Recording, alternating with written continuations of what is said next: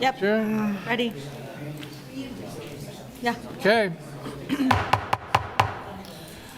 Welcome, everyone, to the City Commission special meeting on Tuesday, August 25th. This is something new we're trying, which is a work session. We have two items, no public comment, and just to get information and input from us, but taking no action. And I think first on the agenda is Municipal Service Campus Update. Good evening, Mayor and Commission. And I believe we have one of you online tonight. Yeah, Mike Courtney's online. All right, well, good to see you. Well, thank you guys for hosting MSO as your first work session in this format. So we're really excited to be here tonight, and Kurt is doing his magic for me. And Kurt, I'll be able to drive it from over here? Are you familiar with the space bar? Yeah. Okay, that's the button. I like it when it's simple. Thank you very much. Well, Majid had asked that we do a state of municipal services with a focus on the campus. So this is it's going to weave in some facts about what we do, as well as the new operations at the campus. And with me tonight, I have a bunch of my team here who will help me through various parts of this as well, just to make sure that you don't have to listen to me while I go through 60-some slides. I feel that's fair. So here we are. So tonight in the presentation, we're going to cover everything from an overview of our department and then our different working groups from administration down into our construction management. We'll talk a little bit about some of the changes we're experiencing with the campus versus the other facilities that we had, and show you some before and afters, as well as kind of the timeline on the development and where we're at, because phase 2 is underway. And then we'll talk about some accomplishments that we've had over the last year or so, and a little bit of KPI statistics, primarily focusing on our PCI, which is our pavement condition index. And I know there's been some conversation about that, and it's a good just reminder to help you guys as you're going through the budget. And then we'll, of course, take questions. Spacebar, Kurt, I almost did the wrong thing. So the concept of the MSO campus was conceived probably well before the merger, and I know it is, well before the merger of our Public Works and Utilities departments here at the City of Lawrence. That merger occurred in 2018, as many of you here know, and it brings us together for a total of almost 350 employees across 21 different programs. This year's budget looks dramatically different from prior year's budget simply because of CIP, but we're sitting at about $170 million of work that we're doing for you all as a community this year. So just to give a little bit of a layout for those of you who are a little bit newer, I'm the director over municipal services and operations, and I have my deputy director here tonight, Mike Lawless, and he's a short timer, but he is a valuable part of our organization, and I was very happy to be able to give him one more opportunity to speak before you guys. He'll be covering field operations, which is run by Scott Fewens. Scott, raise your hand. Scott loves being here. He's amazing. Also our solid waste operations and central maintenance garage. We do have a vacant position, which is Melinda Harger, who all of you knew very well. But that is going to be covered tonight by Dave Cronin, our city engineer, and he's going to cover CMed for us. And then Trevor Flynn is also here. Trevor, raise your hand. You've seen him before too. He's over our water, wastewater, and environment operations. And then later we'll have a special presentation by Sean Cookston about all things airport. He is right here. You've met him as well. And then also reporting to me within our administration division, directly reporting to me, I have a person who focuses on our HR side of the world and customer service. I also have a fiscal analyst and a management analyst, as well as a communications engagement person. All of these folks work directly with other departments within the city to make things happen, and you'll see why that occurs.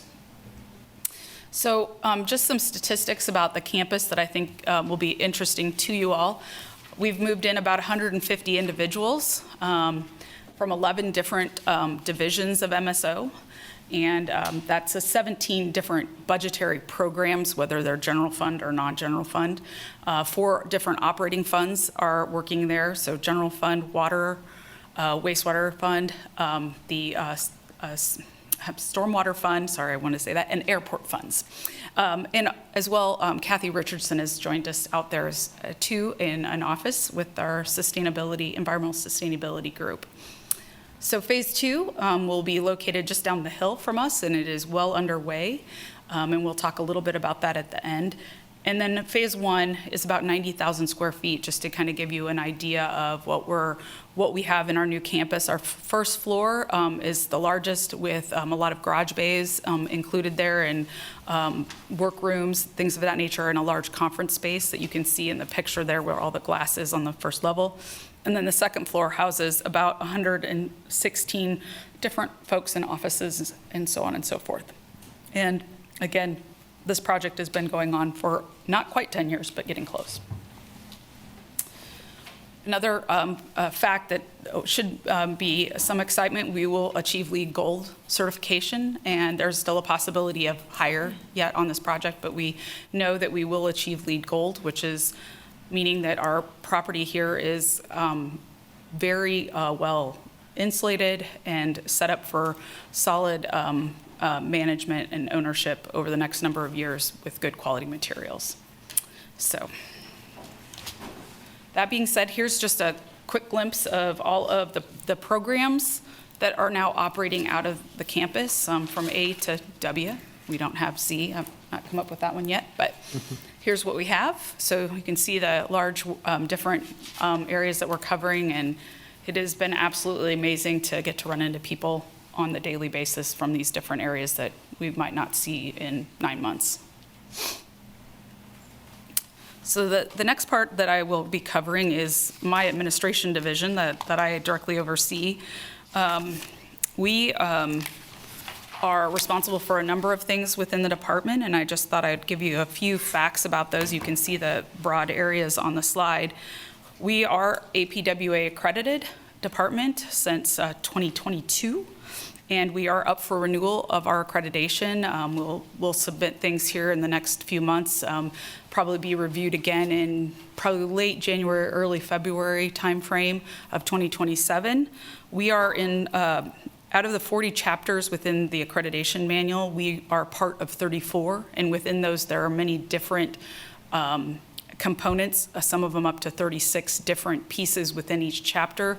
The last version of the manual, we had over 300 different practices that we were submitting on and becoming either fully compliant or partially compliant, but we're full on most of them, and we intend to take any that were partial to full this round, and I'm hoping to have a couple more best practices like we did last time. We also are responsible for safety for the organization of MSO, and work closely with the city's risk manager in our division on issues that are emerging or trending, and try to address those problems directly. So we hold our executive safety meeting with this group. Financially, we process around 10,000 invoices, including 3,500 electric bills annually, and reconcile around 5,000 P-card transactions annually. We also do about 200 water service installation agreements a year, as well as doing mailings for all of our sidewalk improvement program, which is approximately generating about 150 to 300 different bills per year for that program too. We also do our budget administration and management coordination from my division, and work on strategic initiatives such as Connected City and our strong and welcoming neighborhoods with that focus out of our area. And some of you might know who Michael Leos is. He does our communications, working closely with Corey Wallace and her team. In 2025, we had over 140 social media posts, 86 press releases, over 10,000 engagements, and news coverage on about 80 different items. So he's busy, and year to date, we're at over 71 social media posts. So we are always hopping in that area as well. And this is the really exciting picture of our former customer service window here at City Hall. Many of you have seen, I'm sure, when you've come in on the lower level.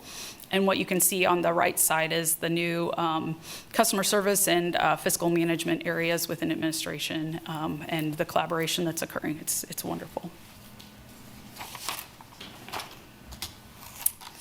Next up, I'm going to just briefly highlight the airport, because that also is within the administration division.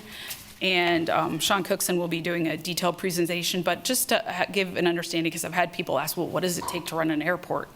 And what I will tell you is that it's a long list of things that I just came up with off the top of my head. Everything from managing the fence, which helps manage wildlife, and then things like policy development, snow removal, turf maintenance. The grass gets long, people don't like it. Tenant relations, so on and so forth, along with very important things that we were missing out on for quite some time, which is really strong safety inspection programs. Sean's out there pretty much every day of the week trying to make sure that we're doing things to the best interest of the flying public. And without further ado, I'm going to walk up Trevor to take over. Good evening, Mayor and Commissioners. I'm Trevor Flynn, Assistant Director with our MSO Department, and I have the honor to talk about our Regulatory and Environmental Services Division, which is one of the two divisions that I oversee. This is the Regulatory Compliance and Water and Wastewater Quality Monitoring and Testing Division of MSO.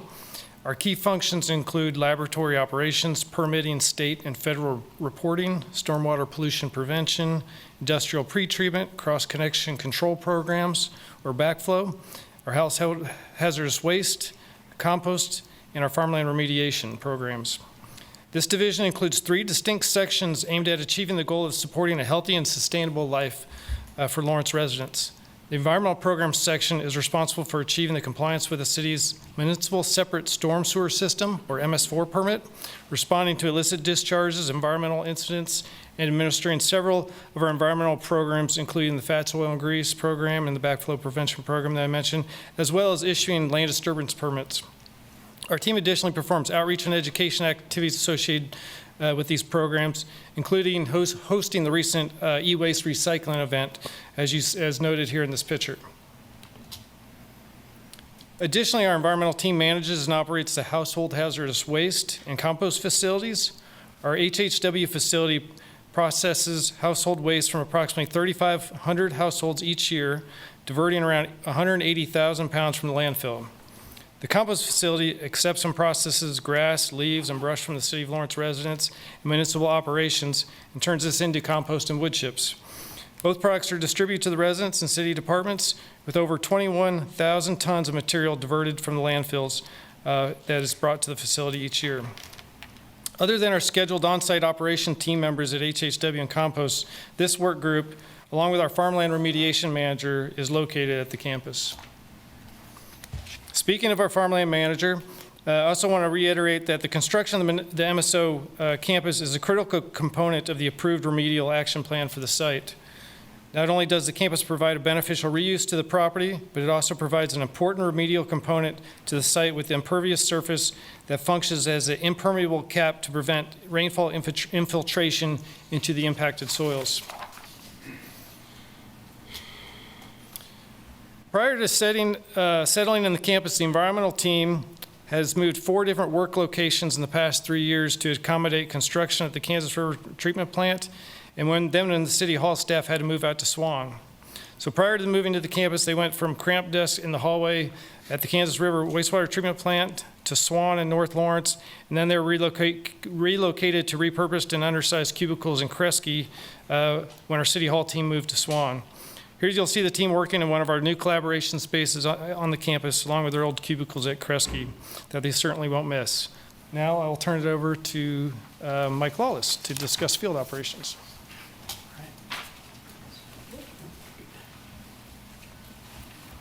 Good evening, Mayor and Commissioners. Mike Lawless, Deputy Director for MSO, and I'm going to talk tonight about field operations. And in field operations for us, that is everything from wastewater collection, water distribution and fire protection, stormwater operations, street maintenance, traffic operations, and our inspections group, which also handles right-of-way inspections.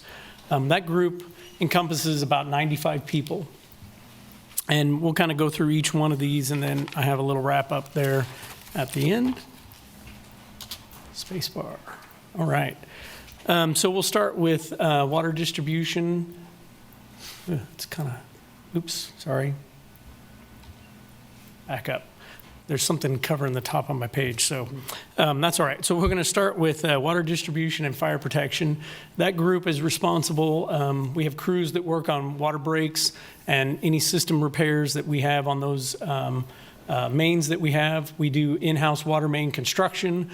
So on areas where we have, mainly in neighborhoods and things like that, where we have mains that we can do in-house, we have crews that do that.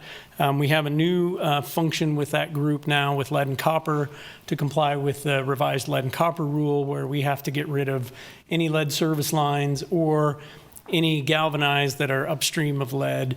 And so we've started that program, and we've replaced 15 of those services with that group, and we'll continue on with those throughout this year and until we get them complete. We also have meter reading, which you might ask, well, why do you have meter reading on there? Because you have the AMI system. And that's true, we do. All of the meters are advanced metering infrastructure, so they report hourly to our system. All of that data is captured.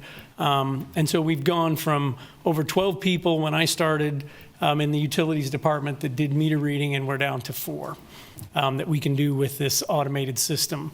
And really what that group is for is if we have meters that don't read, if we have meters that are failed, if we have to do manual reads, like when the Harper Tower was down for a year and a half, there was about 330 meters out in the system that when that base station was offline for that repair project, they were not able to talk to one of the other base stations that we have. And so those meters had to be read manually.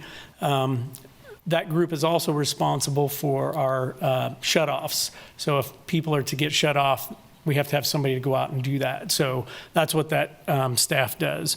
We also do preventative maintenance on our hydrants and valves. We exercise those, and then we also do flushing of the mains. And so just a few statistics there. On average, over the last 3 years, we've done about 160 water main breaks a year over the last 3 years. And that's consistent, but it's down from some of the highs that we had that were over 200. So I think we're not to the point where we'd like to be, but I think we're making some headway. So on valve exercising, it's like we have 2 sizes of valves, 12-inch and smaller. Any of those valves, we exercise those every 4 years so that we know they operate. When we have a main break, we can go out and that they will shut us off. And then the other size valves are larger than 12-inch. We consider those large valves. Those are done on an annual basis. So each one of those valves is exercised every year. And then on hydrants, we inspect hydrants every 2 years. So we go around and we check all the hydrants, flag them if they need maintenance work. And then in addition to that, we also flow test every hydrant, but that's on a 4-year cycle. And all of those things with the water system, those feed into fire protection, not only from the water they provide, but the water system is a large portion. I don't know about a large. It certainly contributes a large amount to the ISO rating that the fire department gets because we have a robust system. We have dual water plants that we can feed the city from either plant. And so that really does feed into that ISO rating that the fire department gets. And then our in-house, I think I already talked about that. So that kind of deals with water distribution. I will move on to the collection system. So we monitor sanitary sewer repairs. Most of those are contracted.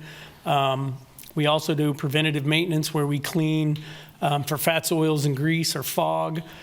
We have, and I think Nick had provided a pretty good presentation on that to you all not long ago, where we kind of went through those lists and said, hey, maybe we can do less cleaning than we had in the past. and we were able to cut some of those down. We also do root control, mainly in our vitrified clay lines, and those are on a 3-year rotation where we go out and we treat roots in those lines, and then every 3rd year we're back there doing that again. We also do TV cleaning, and we do TV inspection and cleaning of the sanitary sewer system. TV work is on a 10-year basis, so we try to get to all the sanitary sewers to TV them so we get eyes on them, see what's in them, see what's going on every 10 years. And then we have a 4-year cleaning program where we get in and we jet the lines. Obviously, if we find pipe or something that is indicative of a failure or something that's wrong, when we do that cleaning, then we'll go back and TV that as well. But that allows us to get eyes on the sewer system. It also helps us identify where those point repairs or sanitary sewer repairs that we need to do. We also do the EcoFlow program, which consisted of building inspections to look for inflow and infiltration sources, basically in the area east of Iowa.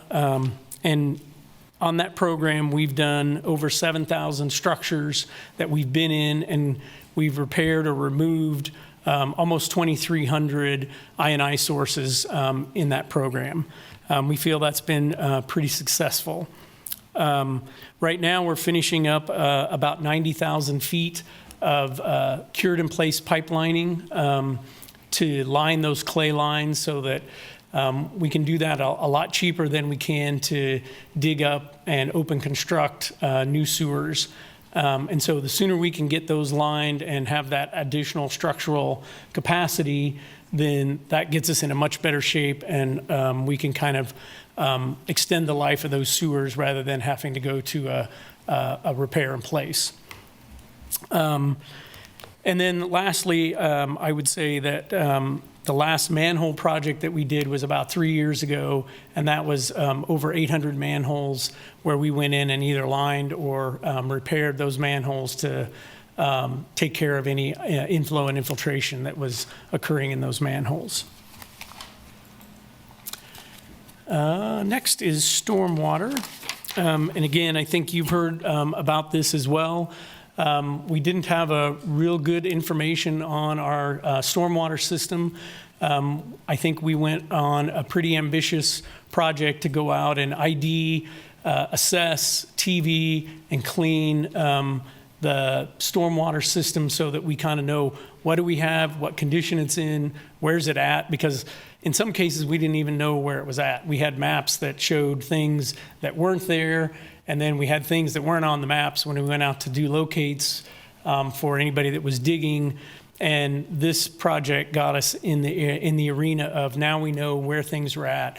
We have the ability to protect them when somebody is going to dig in the area so that we don't end up with somebody drilling through our pipe and having that.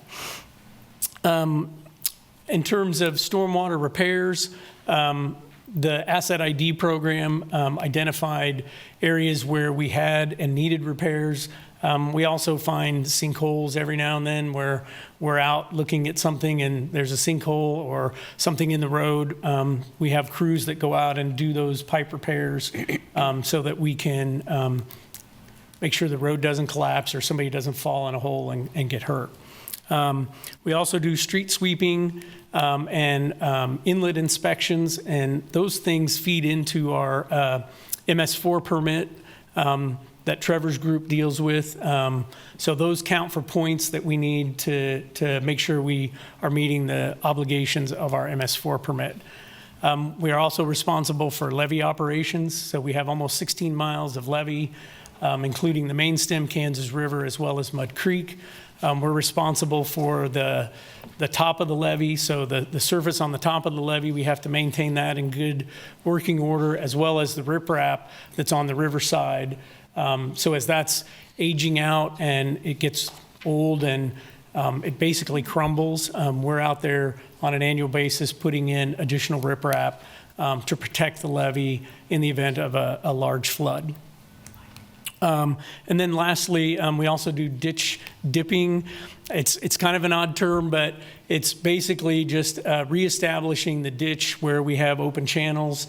If you've ever seen where there's kind of a dirt dig out on an open channel where there's driveways and things, then that's ditch dipping. It says North Lawrence here, and that's primarily where we do that, but there's also East Lawrence. There's quite a bit that we do in there as well. So that is kind of the stormwater operations. And the next slide kind of shows just some pictures of this group, kind of where they were typically at, and this is at the Call Water Treatment Plant on the north side. You're seeing the inside of the photo on the right-hand upper side. That's the distribution shop, and that's kind of the space that we had for that group. The lower right-hand picture is the collections locker room and bathroom, and that area right there served 20 staff. And so that's where that group was. I have some pictures later on that kind of show what it looks like now. I'll move on to the street maintenance program. Let me get to the right page here. Okay. All right. I will go a little faster. Asphalt paving, we're responsible for that. So we do mill and overlay on our own. We rent a milling machine a month at a time. It doesn't provide us a lot of flexibility. This last year, we were able to purchase a milling machine. It hasn't arrived yet, but it should be here this month. It will give us greater flexibility in how we do that asphalt paving, where we can do our own mill and paving on a more flexible basis than we do now. We did mill and patches with smaller equipment. We also do pothole patching. We do roughly 831 requests, mainly from C-Click Fix or call-ins. That 831 requests is all that we're getting from the public, but we filled over, on average, about 10,000 potholes a year over the last 3 years. And then snow removal, we have the city broken up into 20 sector areas. So that's 20 snow plows that we have out, 2 shifts of 12 hours. So 40 people are responsible for snow operations just out in the trucks. That doesn't include the supervisors that are watching over those operations as they go. We also do some concrete curb and gutter, a little bit of concrete pavement, some sidewalks, and ramp replacements with concrete crew, but not to the same extent that we do the asphalt work. And then we also do alley grading. And this is a picture of the street operations area at 11th and Haskell. So the red barn is the upper left-hand side. That facility actually has basically a tow strap that holds that part of that in place. You can kind of see on the upper right some of the interior of that space.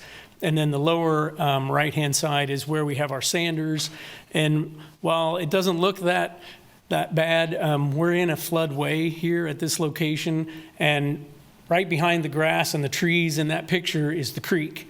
And so if you start looking at salt and the creek and things like that, you can start to see why that's probably not the best place for that. And one thing I wanted to mention about the red barn, after some of the really, really heavy rains that we have, not only do we get water in that building, but sometimes when you open the doors, water comes out of that building.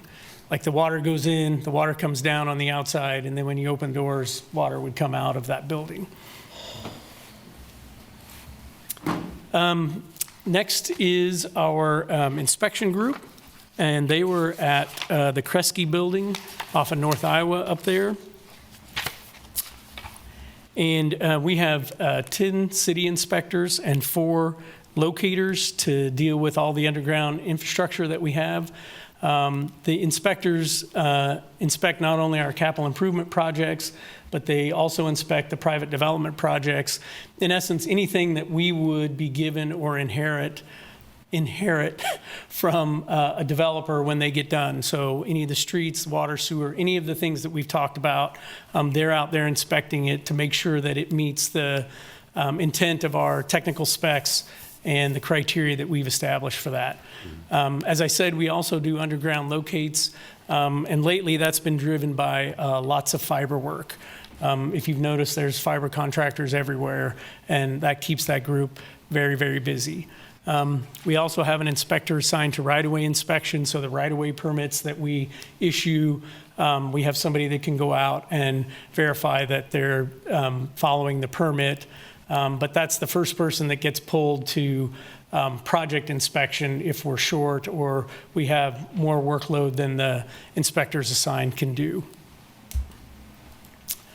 Lastly, I think, is going to be our traffic operations. Traffic operations has 7 people, 7 staff, 1 supervisor, 3 signal techs, and 3 sign techs. They're responsible for 106 signalized intersections in the city. We deal all of the annual inspection of those, the repair of those, any timing changes that we need. That group has either a contractor on call that we can use, or they can do it themselves through our traffic operations center. The sign group, the sign techs, they have over 20,000 signs that we have in the system that they're responsible for. And they do the inspections and maintenance of those, replacement of those as needed. And I would say that after a weekend with KU back in service, the sign replacements shoot up a lot. And just as kind of a funny note, the last time Mizzou was here, a lot of Missouri signs disappeared. And that is something that we have to go out and replace when those signs disappear. Who would do that? I don't know. Hooligans. And here's a picture of, so on the upper left-hand corner, that is the old traffic facility, the Traffic Operations Center. You can see the number of screens that we had at that location versus the upper right, which is the MSO campus and their new facility. Before, we were not able to have all intersections that we have cameras on up at the same time. Now we're able to get those up and we're able to view.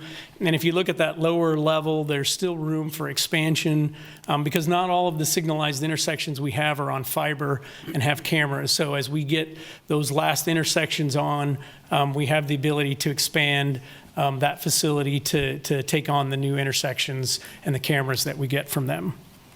And I guess just to end my part of the talk is, what does the campus mean to this group?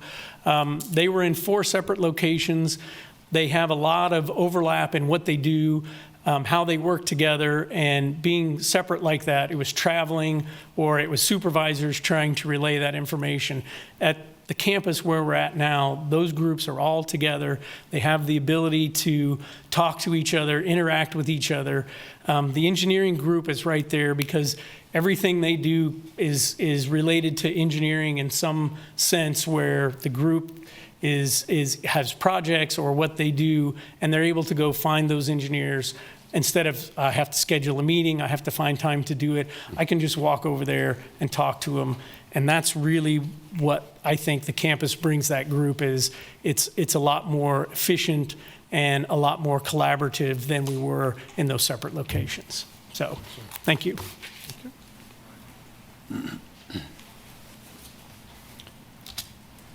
Good evening, Mayor and Commissioners. Dave Cronin, City Engineer in our Construction Management, Engineering, and Development Group. So we refer to that as CMED. But here's a list of the functions that we do within our group, from engineering, design, construction management, development, capital planning, and overseeing our capital improvement projects, right-of-way and permitting, bridges and levees, transportation planning, ADA program, asset management and GIS functions, and then overseeing grants.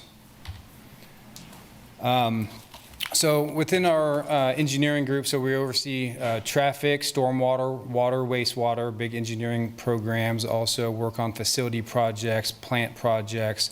So we have a very wide, diverse group of engineers that key in on these different areas of our infrastructure. We also update our standard details and specifications annually and review our design criteria. We participate in planning and development review processes for site plans, development plans, platting.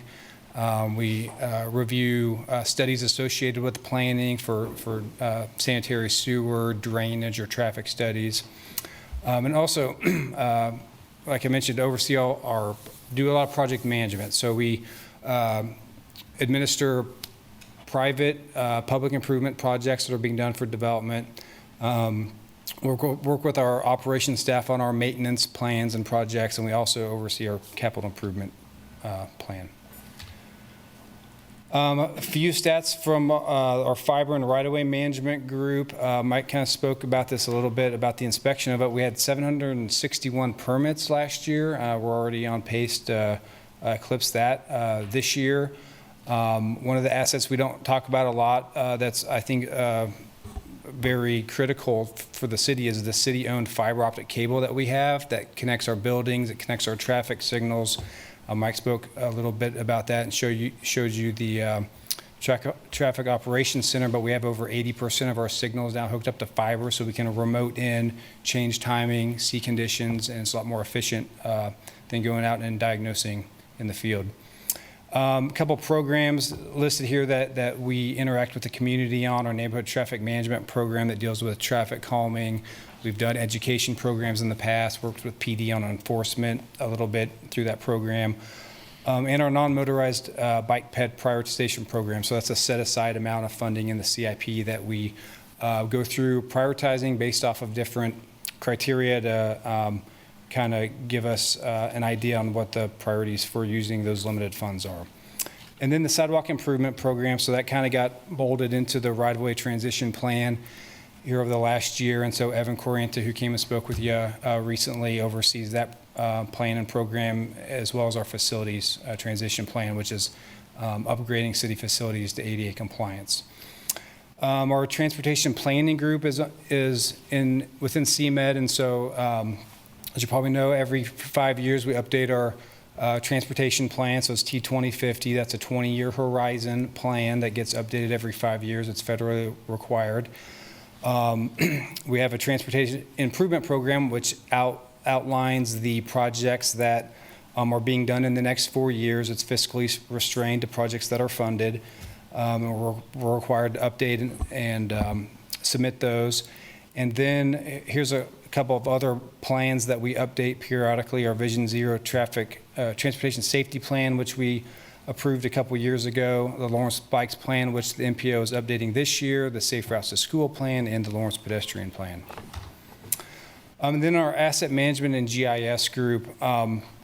So Mike also spoke about this on the operations side, but on work orders, if we're able to track through CityWorks, which is the software we use, the tracking work orders. So if we're filling a pothole, if someone makes a request through C-Click Fix It, it generates a work order. We go out, fill a pothole. We know we're able to track the material, the equipment, the personnel cost to fill potholes. So that's good data that we can use to prioritize. If we're talking about street maintenance, how many times we've been out of the street to do emergency repairs. So we use some of that data to help drive that street maintenance program and make changes and be flexible as conditions warrant. And that whole group also manages our GIS system. So all of our assets that get built, we go out and inspect and record those in our GIS system. And here is a picture of, on the right is one of the offices in the Cobb Water Plant our engineering group was at. So I think we had 4 engineers and 2 inspectors in that room. And then on the left, we're able to have a little more space and in the new MSO campus. So we appreciate that.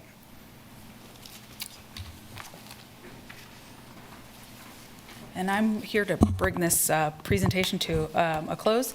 Just highlight here is some of the new workspaces that we have within the campus, different styles of meeting room and places for the city to be able to use for events. The upper right is our large area on the main level. And then our fueling stations, they just came online today, actually, at the campus, and everybody was noticed of that. You can see the difference in sort of the infrastructure we had, and that infrastructure, the previous on the left, was in the floodway.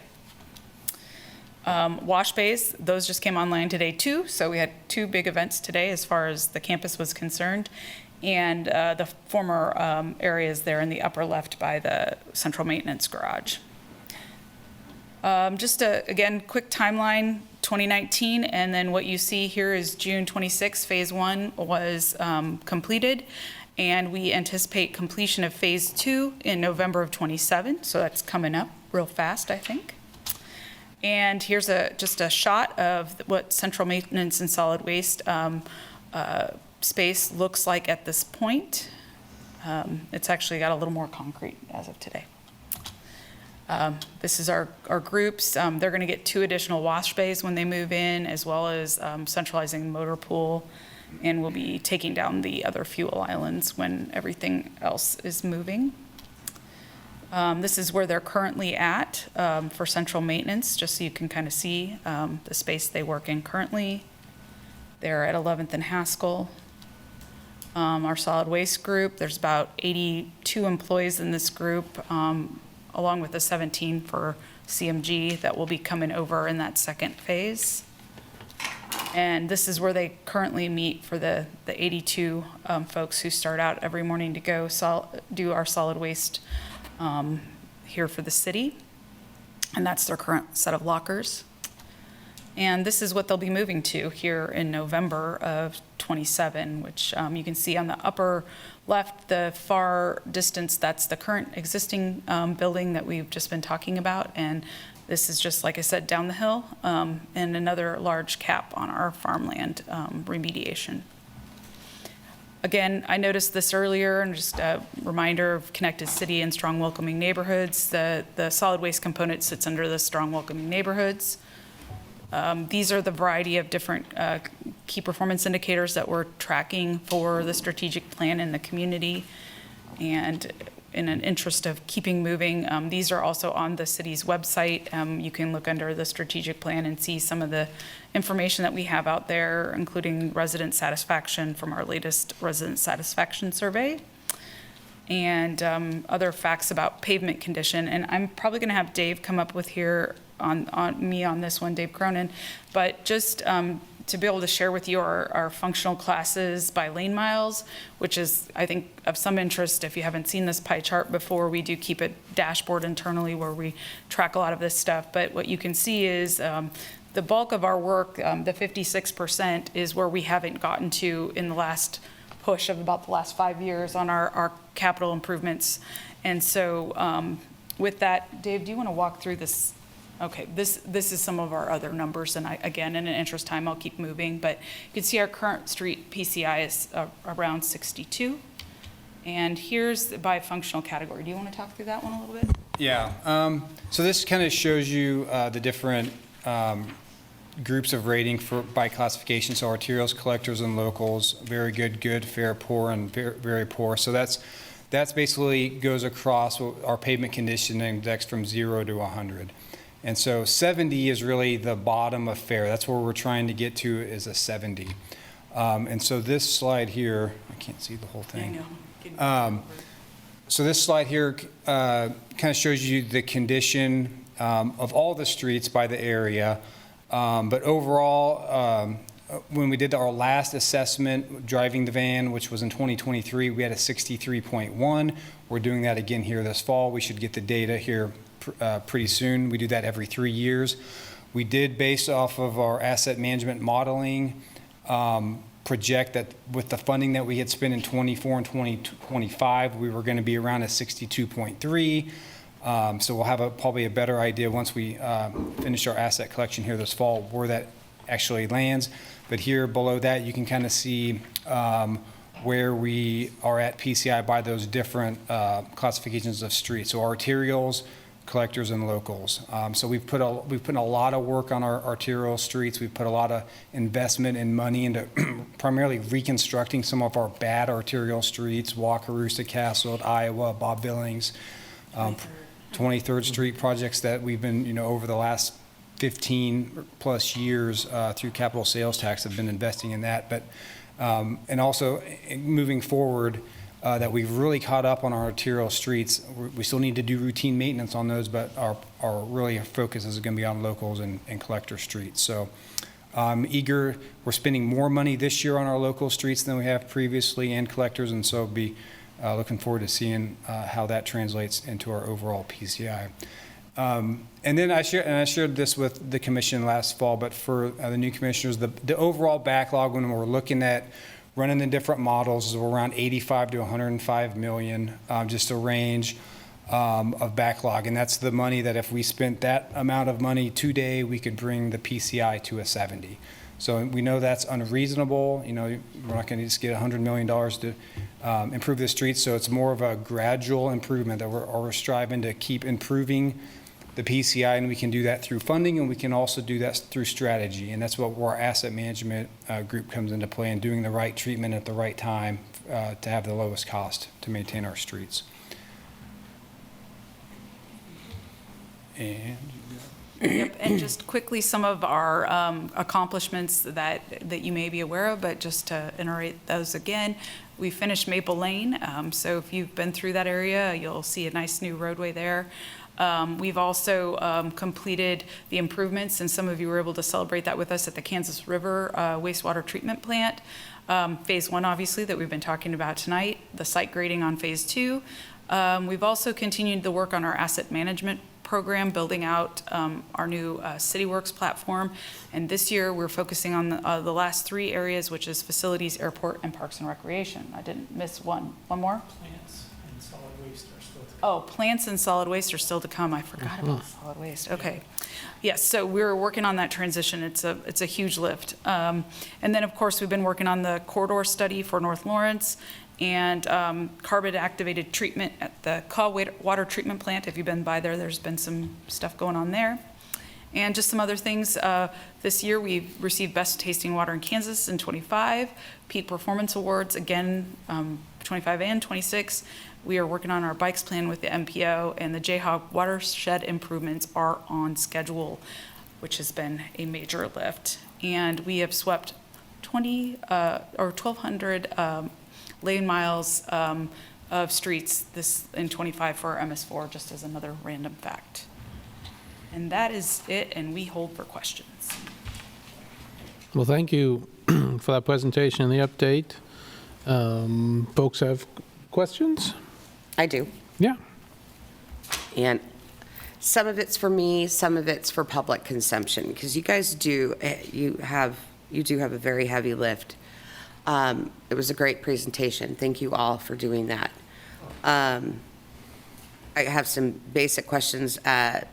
First, and I'm kind of going in line of obviously the presentation, the household hazardous waste. That is a joint initiative between the county and the city. How is that? How does that work? Absolutely, and I who's could employing probably the staff? answer it, but I'll let Trevor do more facts. Okay. Well, the city operates it and owns it, and then the county contributes monetarily. Do you know that allocation by chance? I know the amount, yes. Ye- They give us $45,000 a year. And that- Okay. Yeah, and that agreement needs to be renewed. Okay. Yep. I've seen it normally as a county function, not a joint initiative, but, I mean, we make things work, right? Compost, how many staff do we have working it? We have 2 equipment operators down there, full-time, Okay, and they run loaders and they run grinders and screeners and row turners. and what are we doing with the compost? Like, It's available for first, it's kind of a priority, so first priority is city operations. Parks and Rec takes a lot of it, a lot of the wood chips, and we offer it to MPOs, some of the common ground gardens or schools, and then the residents. I mean, it's primarily for the ratepayers. So on Saturdays, the facility's open every Saturday for distribution. okay, thank you. Going into meters. Those are my favorite. Congrats on the reduction in staff. Going to AMI is brilliant. It allows so much. How much life do we put on our meters, and how much, like, some of this stuff we might want to have for public consumption? Do we go to 1 million? Are we having them read it to 1 million, or what? I'm sorry, I The did, meters are utility meters? correct. Our water meters? Yes. How long are we able to keep each one before we have to replace it? 1 million gallons? Oh, no. So the meters that we have are rated for 15 years.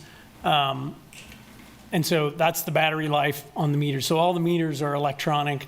The battery life is 15 years. And so we have a between 15 and 20-year replacement program for the small meters. For large meters, it's a 15. So on large meters, so 2-inch and larger, yeah, okay, just making sure I'm right. 2-inch and larger, those are replaced on a 15-year replacement cycle. Okay. And it's not about how much water, it's how old are they, and we just want to get new ones in place. When we did the AMI project, we replaced all of the meters with that project. And I ask this because utility customers often think when meters, they think they read fast, and meters only read slower as they age. So I'm throwing some of this stuff out here for our residents. Well, and I would say just on those meters, they are, there's no internal moving parts on the meters. Okay. So the new meters that we have are all based on flow characteristics, not on a spinning meter. Okay. Thank you. I know it sounds very mundane, but these are, you guys handle a lot. Yeah. So a lot of this stuff can probably help some of the residents. Remind me again, how many buildings ultimately in total will the MSO campus be replacing? You said 4 initially, but Well, so 4 is just for the field operations part. okay. Then, so we didn't eliminate the call water treatment plant, but that carried a very large portion, if not all, of the CMed folks. So they moved out of that building, but that building isn't going away. But they got out of the cramped quarters in the bowels of the water plant. Sure. Yeah.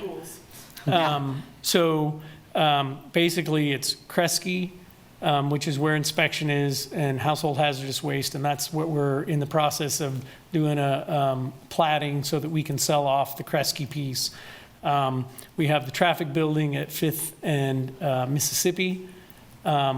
We have the group that was, again, it's at the water plant in the collection and distribution warehouses that were there. So those will stay because they're part of the water plant, but that group moved out of that location and into the campus. And then we have basically the 11th and Haskell campus. So you have Streets and Storm that were there. The pumps are there, solid waste is there, and the garage is there, and the fuel pumps. What did I say? You said pumps. Okay, sorry. And then the last building that will go is also the Swan Building, the Solid Waste Annex North in North Lawrence. Okay. Last year, I think we were provided an estimate of approximately $2 million a year in savings by moving over to MSO. Are we tracking that? We were a little vague at the time. Are we going to be able to provide our residents the amount of money that we're saving because of this very vast, expensive campus? And if not, I think we should definitely consider. It is not that we don't want to, but it is complicated, and Andy and I will try to walk through that as best we can. Right now, we can't give you all of the details because we don't have like a year in phase 1. So some of it's the utility cost, the decommissioning of other buildings, cost of moving right now. So we're definitely in the beginnings of starting to formulate that information. And Andy, is there any other things that you would like to say on that? Well, Andy Inns, Engineering Program Manager with MSO. Good evening, Mayor and Commissioners.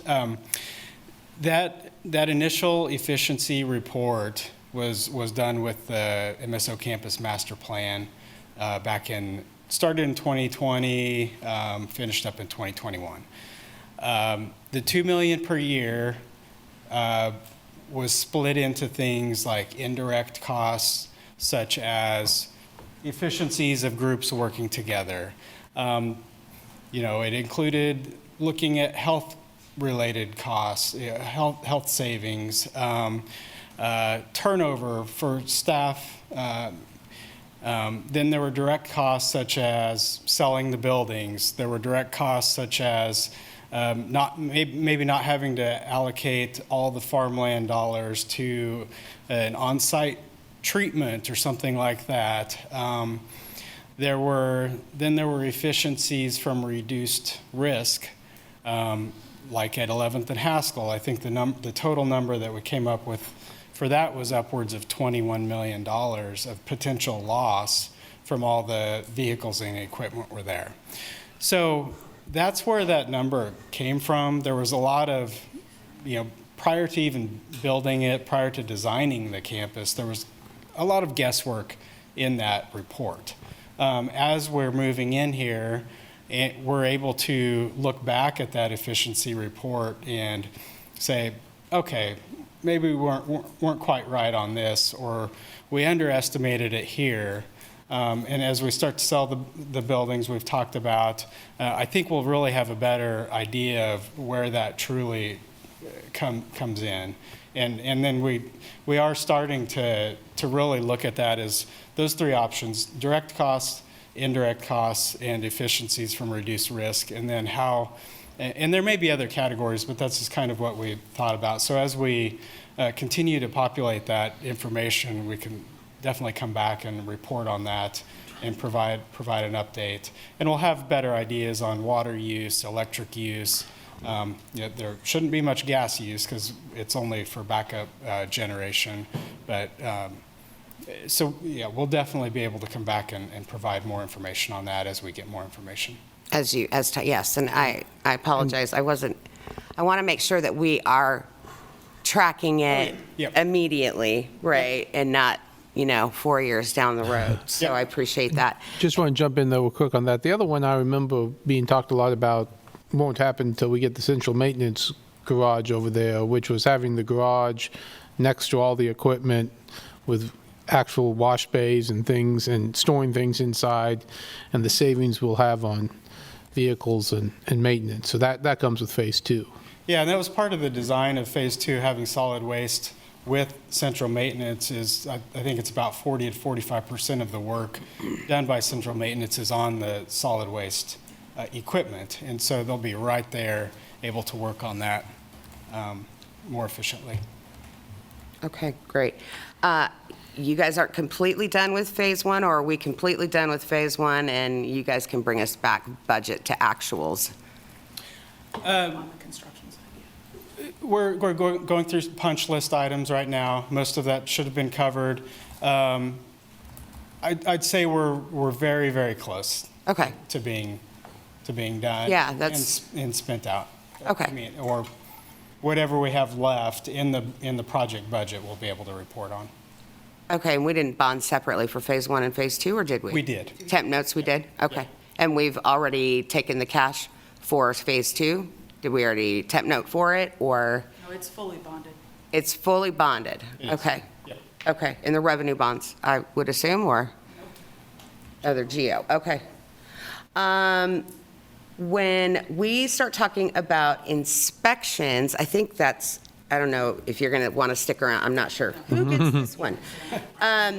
Inspections on capital projects. We are managing those, right? We're not contracting outside to manage our capital projects. If we do, it would be very small portion. The contracting The portion, contracted otherwise. portion would be very small. Okay. It would mainly be on things like the wastewater treatment plant. Yeah. Because it's a very special Yeah, I get that. construction. The other one, if we're doing it, it's because we're overloaded with the projects that we have. And again, it would be very small, the amount of inspections that we would contract out. Okay. Have we had any issues with problems with inspections, doing it in-house? There's sometimes value, I think we all know, there's sometimes value contracting it out because we've got somebody liable for it versus we're maintaining. We inherit all that risk involved as we inspect. Have we had issues in the past for that? Maybe long ago we Okay. did, but I would say having inspections in-house is a benefit to us because the person that inspected it and saw it go in and took the pictures and wrote the reports, if I want to know what happened, I just got to walk down the hall and say, hey, John, what happened here? What went on? Why is that the way it is? Why did you do it that way? What happened? And so I think that provides a much better product for us because the people that you're inspecting it for that are going to have to fix whatever doesn't go well, you work right next to them.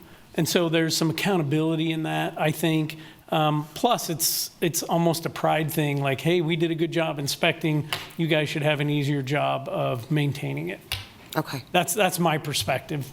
You have anything you'd add to that? Good evening, Scott Fewens, General Manager of Field Operations and Inspections. I think the inspecting ourselves is huge for us.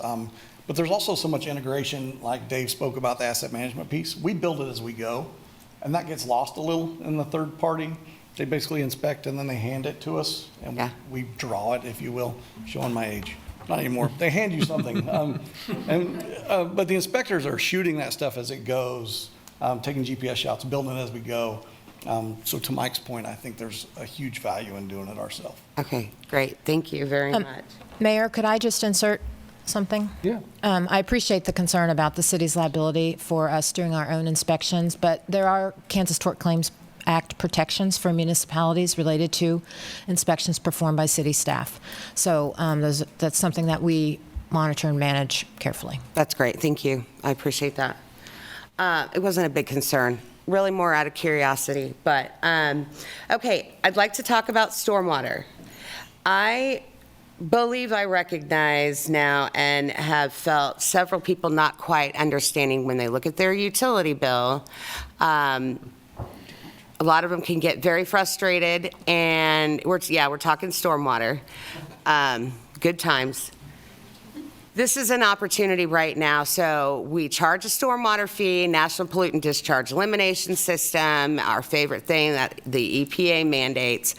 Part of our stormwater fees go towards compliance for NPDES. What I'd love for you guys to do, if you can explain to our utility customer who have a stormwater fee, can you explain whether it's impervious surface that we're billing on, why we're billing it, and what we're using those monies for? Sure. This might be a little preview for next week when we talk about stormwater rates. There we go. Perfect. So last year we did a major overhaul of the methodology the city uses on how we bill stormwater. So we worked with Ruff Tellis, came up with a best practice, so to speak, modernized it. We were using a approach from '96 before GIS was even developed and aerial imaging wasn't available.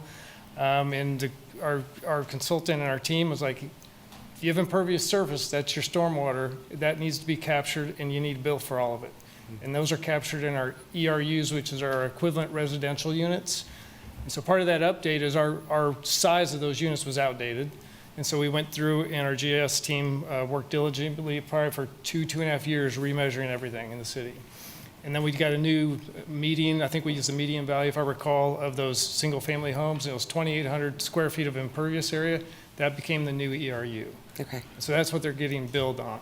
And then the residentials have, there's a tiered system. So if you're 2,900, you're still going to be the 1.0. And it's kind of to accommodate if you have little projects.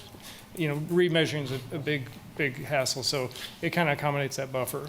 Commercial property was already build just their ERU, but what we found during that kind of rate impact analysis, so to speak, as we did last year, was a lot of their impervious area was measured from site plans. And so when we looked at the aerial, we're like, this wasn't even close to being right. And so we made those corrections. Okay. And so, It's arduous.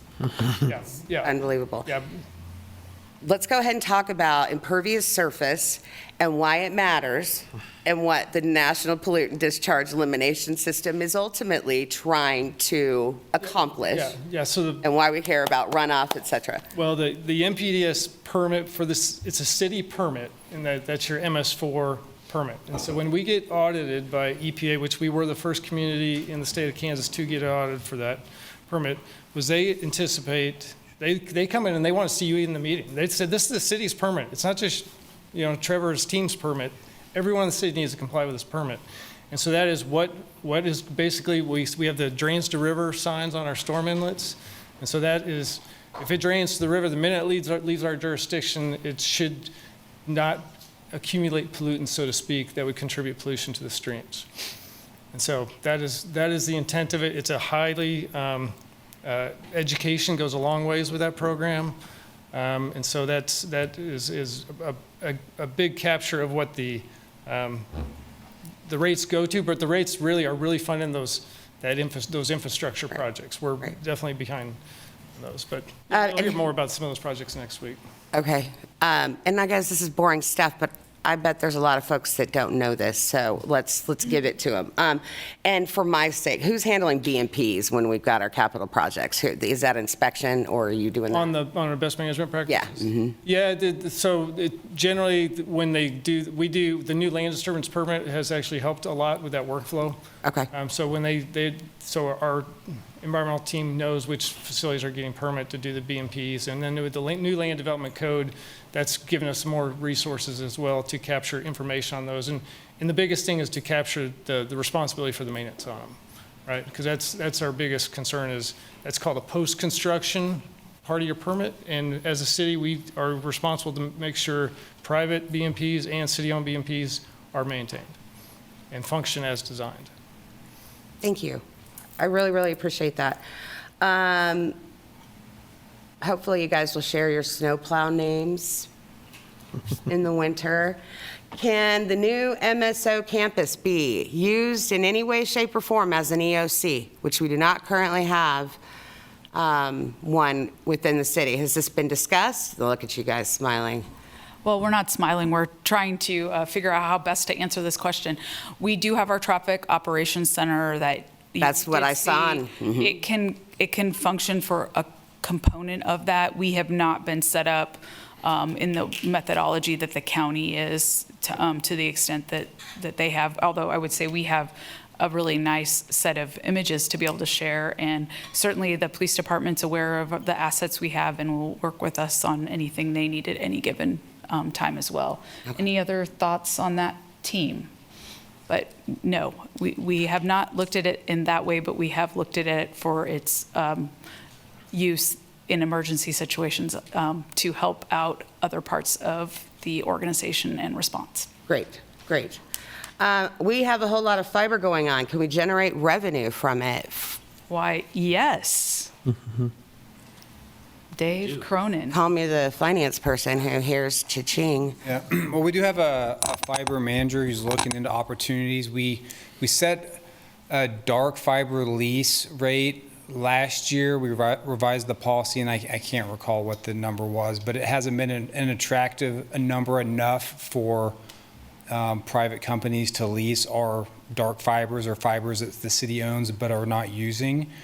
So we're continuing to look at that, but we've done a lot of partnering and swapping. If a fiber optic company was going in, we partner with them to put in a conduit for us, or vice versa, which helps lower our costs. If someone's boring, then we don't have to go back and bore to put in the city fiber. So there's some trading that's gone on over through the years. We've had some MOUs and agreements with private fiber companies, but we have not generated a significant amount of revenue from leasing fibers, but it's something that we're looking into. It just hasn't been penciled out, I think, for the private companies that could just put in their own and know that it's going to be there for a long time. So okay, just curious. Thought I would throw that out there, and then I'm going to stop after this, but. Will the public have an opportunity? Can we have an open house of sorts of the MSO campus? Why, yes, that date has been set. It will be September 17th. So thank you. I'm sorry to ruin the surprise. Mark your calendars. Don't have a time yet, but we will be getting that out as my comms person will be quickly upon this activity, and we will be organizing a fun evening where people can come out and learn about what we do. Excellent. I'm sorry, thank you. I really appreciate that, guys. Excellent. Vice Mayor, you have questions? What? Me? No. Yeah, no, I do, obviously. Can you guys hear me? Yep, we can. Okay, cool. So yeah, I'll just start from the top down too. Question I got from people around the farmland remediation, is there any chance that employees could get sick while working out there based on this? The answer is no, or I wouldn't be out there. But I will let Andy or Trevor, one of the two, come up and answer this question. But no, I would not be there if that was the case. Here you are. So as part of the construction of that project, we put in a vapor intrusion mitigation system, which is basically like a big radon system for that. It continuously monitors that airflow that goes through there. Also during construction, we had air monitoring going on. They really did not see anything. It's ammonia and nitrogen that's in the ground there, or was. There was very little evidence of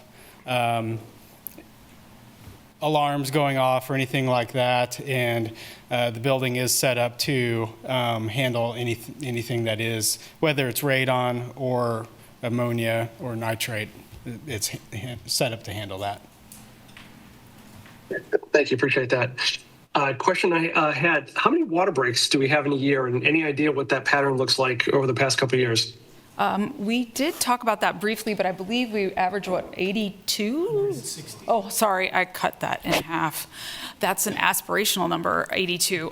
About 160, but it is down from over 200 that we used to experience. So our management of the system and the work that we're doing is starting to drive that number down, but more than we would like. In terms of the AMI that you guys have, is there any way that citizens can also use that in case they have a leak in their house to be notified if there's something going on in their home? Yes, so we have a customer portal that they can go in and sign up for. And once you get in there, you can then set up different types of alerts. So like on my particular house, I have my meter set up. If I use more than 100 gallons a day, it will send me an email that says, hey, you used 500 gallons today, and I go, oh, yeah, I had my sprinklers go off, and yes, that's what I did. It also reports on, you can ask it to report on continuous usage. So if it's getting a reading every hour for 24 hours, it will say, hey, you've had continuous readings on that. Our staff also, we get those in the system every day. We get information in the morning that says, hey, here's things that happened in the system over the last 24 hours. And if we see large usages on a particular account or meter, we will actually reach out to that customer and say, hey, we think you have something going on. Give us a call, or maybe have a plumber check that out. And our newest resident here in town that's in the room wanted to have me remind everyone that you do need to sign up for that service for your home online. So there's some stuff you need to check on the system, the boxes on our portal. Yeah, you would have to sign into the portal and actually tell it that, hey, those are the alerts that I want to get. May I recommend, and I don't know if we can make this happen, at the open house, have some utility billing staff on site to help people sign up? We will work with our finance. I don't know if you division can on do that. it, but I've done that in the past where you kind of take advantage of having people. We want them on that portal if we can get them on that portal. That would be great. Thank Yeah, you. thank you. The other important. Yeah, I didn't know about, oh, sorry, go I was ahead. going to say, the other good part of that portal is we charge a progressive rate if you use more than your system, and you can let it tell you when you're getting there. And so you can, if you don't want to go to the next rate category in a month, it can tell you when you're getting close. That's good. Yeah. Yeah, it's a big deal. You could talk about average winter consumption. I mean, you could really do all the fun Too stuff. funny, we were having that conversation at dinner because Yeah. that's the kind of excitement we have. I know. I mean, I've been there. Okay, Vice Mayor, go ahead. Thank you. I think that's a great idea if we can do that. Yeah, I just learned about that 2 weeks ago. And so, something from a comms perspective from the city, it might also be if there's like a doc of like how to walk through it, something like that we could also kind of blast out and let people know about it. I think that'd be a big good idea. See, traffic operations. So you had the operations center there inside the MSO campus. Is that are you able to control traffic after a football or basketball game from there, or do people still have to go out and still do the stuff with the lights? We still have to go out and do stuff with the traffic signals. Do you want to come up and talk? Scott Fewens is going to come answer your question.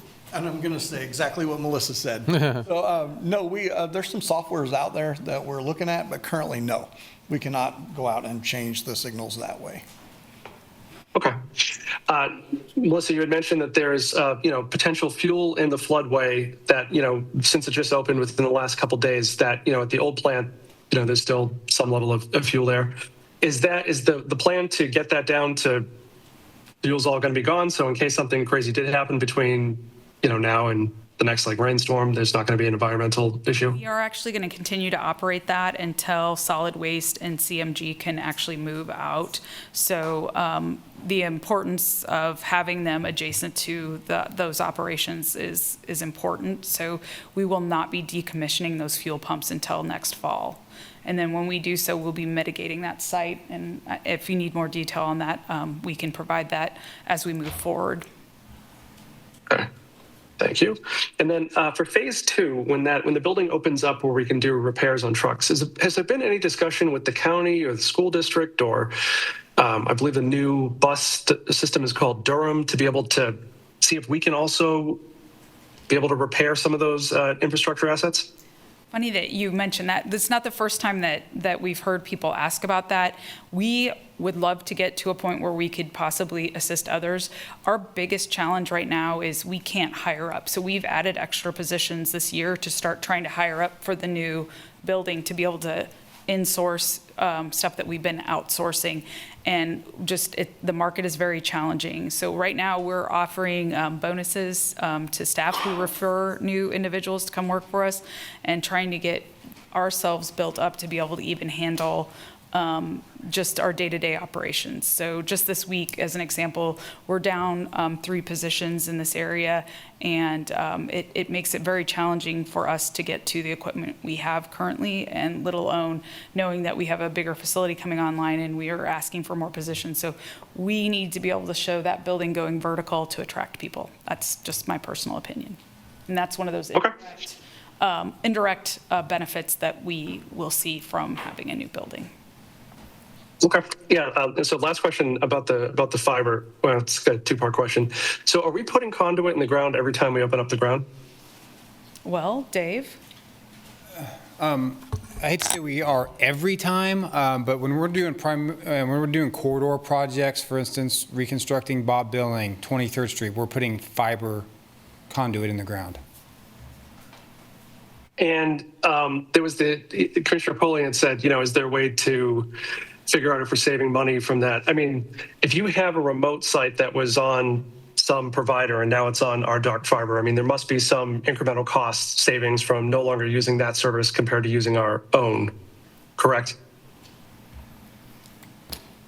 You're saying for the city to use another provider versus our fiber? No, so I'm saying if we were like a customer of Midco or AT&T at a remote site, and now we're using our own fiber, that's for us a savings of some small amount of money. Yeah, but that is something. Yes. Yeah. Okay, that's all I got. Yeah. Quantify what the savings are, but yeah, there's some savings there. Okay, thank you. Any other questions, comments? The only other thing I would say is I was on the tour the other day of the Kansas Geological Survey with Leadership Kansas, and they were showing off their water treatment, testing of water wells around the state and how they monitor all the state. And they were telling about all the contaminants that are on all the wells around and someone asked the lead scientist there, technician, said, well, okay, after hearing all that, I don't feel like I should drink water. What water do you drink? She says, I live in the city of Lawrence, and we have great water in the city of Lawrence. Great to drink. I said, well, good answer. Good answer. Appreciated that. I'm not sure she knew who I was or not, but it was at least nice of her to say. So, okay. Anything else? Thank you so much. We learned a lot, and we look forward to the open house. Thank you. And we look forward to phase 2, and that sounds good. Thank you again. Okay. Do you sit down before I introduce the second topic? Oh, you're done. I thought you were maybe going to introduce the second topic. I can introduce it. No. Well, let's move on to the Lawrence Municipal Airport update. Get the new PowerPoint up. Oh, hold it. I have a video for you guys. What? Oh, Art, can you cue the video? Sure. Thank you. I appreciate you. Sorry. You need a break. A little bit longer.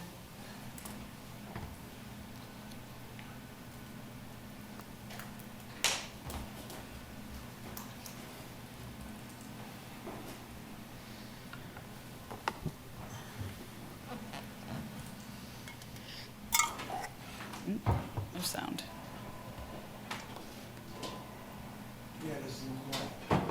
Yeah, something. Oh, yeah, that button. Good job. I wouldn't have found that for a long time.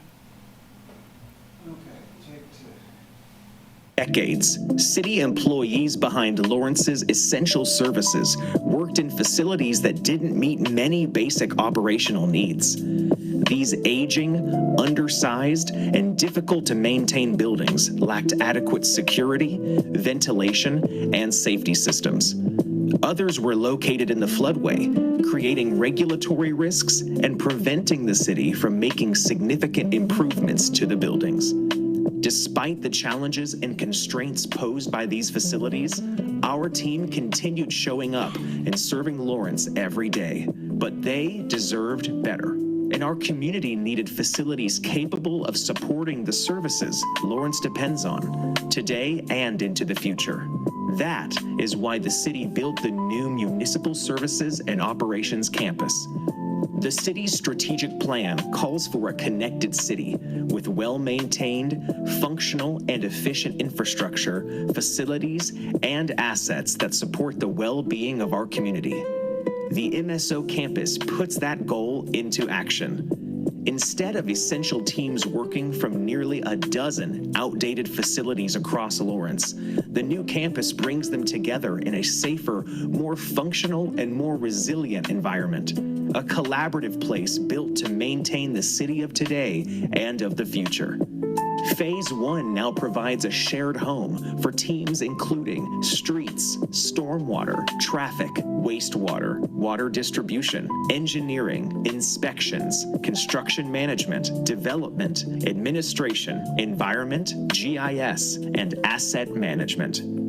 These are the people who maintain our streets, keep water moving, manage traffic systems, respond to storms, support construction, help keep critical infrastructure working every day, pay the bills on time, and ensure that staff is hired. Bringing these teams together means better working conditions for employees, stronger communication and coordination, less time traveling between facilities, and better access to the people, equipment, and resources needed to serve Lawrence. It also gives the city modern facilities designed around the safety and well-being of the employees who do the essential work. Phase 1 is now complete, and Phase 2 is underway. The next phase will bring the central maintenance garage and solid waste operations to the campus, moving us closer to the full vision of a centralized home for municipal services and operations. The MSO campus also represents an important step forward for Venture Park and the long-term remediation of the former farmland site. By locating the campus here, the city can move essential equipment and operations out of the floodplain while putting the former farmland site back into productive use. The project also supports the city's broader remediation goals by helping cap and responsibly reuse portions of the farmland site, turning a long-standing environmental challenge into a place that now supports essential public services. This is more than replacing old buildings. This is about creating a safer place for our employees to work, strengthening the services our community relies on, and making a long-term investment in the infrastructure that keeps Lawrence moving well into the future. This is what a connected city looks like in action. Just want to thank Michael Leos, Taylor Ma, and also Sean Cookson for the work on this video, because without them, we wouldn't have had the footage and we wouldn't have had this beautiful video. Thank you. And here is Sean to talk about all things airport. All right, good evening, Mayor, good evening, Commissioners. Thank you again for the opportunity to be able to talk a little bit about the airport and really kind of share with you some of the ongoings and the vision for the airport as well. It's going to be hard to follow a video like that, so I will do my absolute best. But before we get started, I do see we have quite a few members from the airport community here today, so I just want to say hello and thank you for coming out for your support. It means a lot to me personally, and I know showing the support for the airport means a lot to the commission and to the city, so thank you for that. All right, to start with, whoop, I don't think I'm ready. I think I jumped the gun. All right. Space bar. Hey, we did it. All right, so about airports in general. There is a saying within airport communities that say 1 mile of road will take you 1 mile, but 1 mile of runway will take you anywhere in the world. And that's absolutely true for what Lawrence has as an airport and really what we are as an airport community. So airports have general purposes, of course, just like anything else. They're really kind of small cities within cities. Critical transportation, obviously, it's what it's best known for. It's also known for emergency management. But more so than any of that, it's really called upon to be an economic engine for a community. So more of a community economic development hub, if you will, not so much from the aspect of that it's going to produce the economic development, but because it exists, there is economic development that takes place within that community. So in 2013, KDOT did a study to that very effect, and their economic impact study showed that the airport at that time was producing $10.7 million in total economic output. This means that we had 96 jobs that were created as a result of the airport existing within Lawrence, which came out to $3.6 million payroll at that time. Obviously, this is a little bit outdated information on that, and KDOT is updating their study on that, so we fully expect to see that number increase, especially through inflation in and of itself.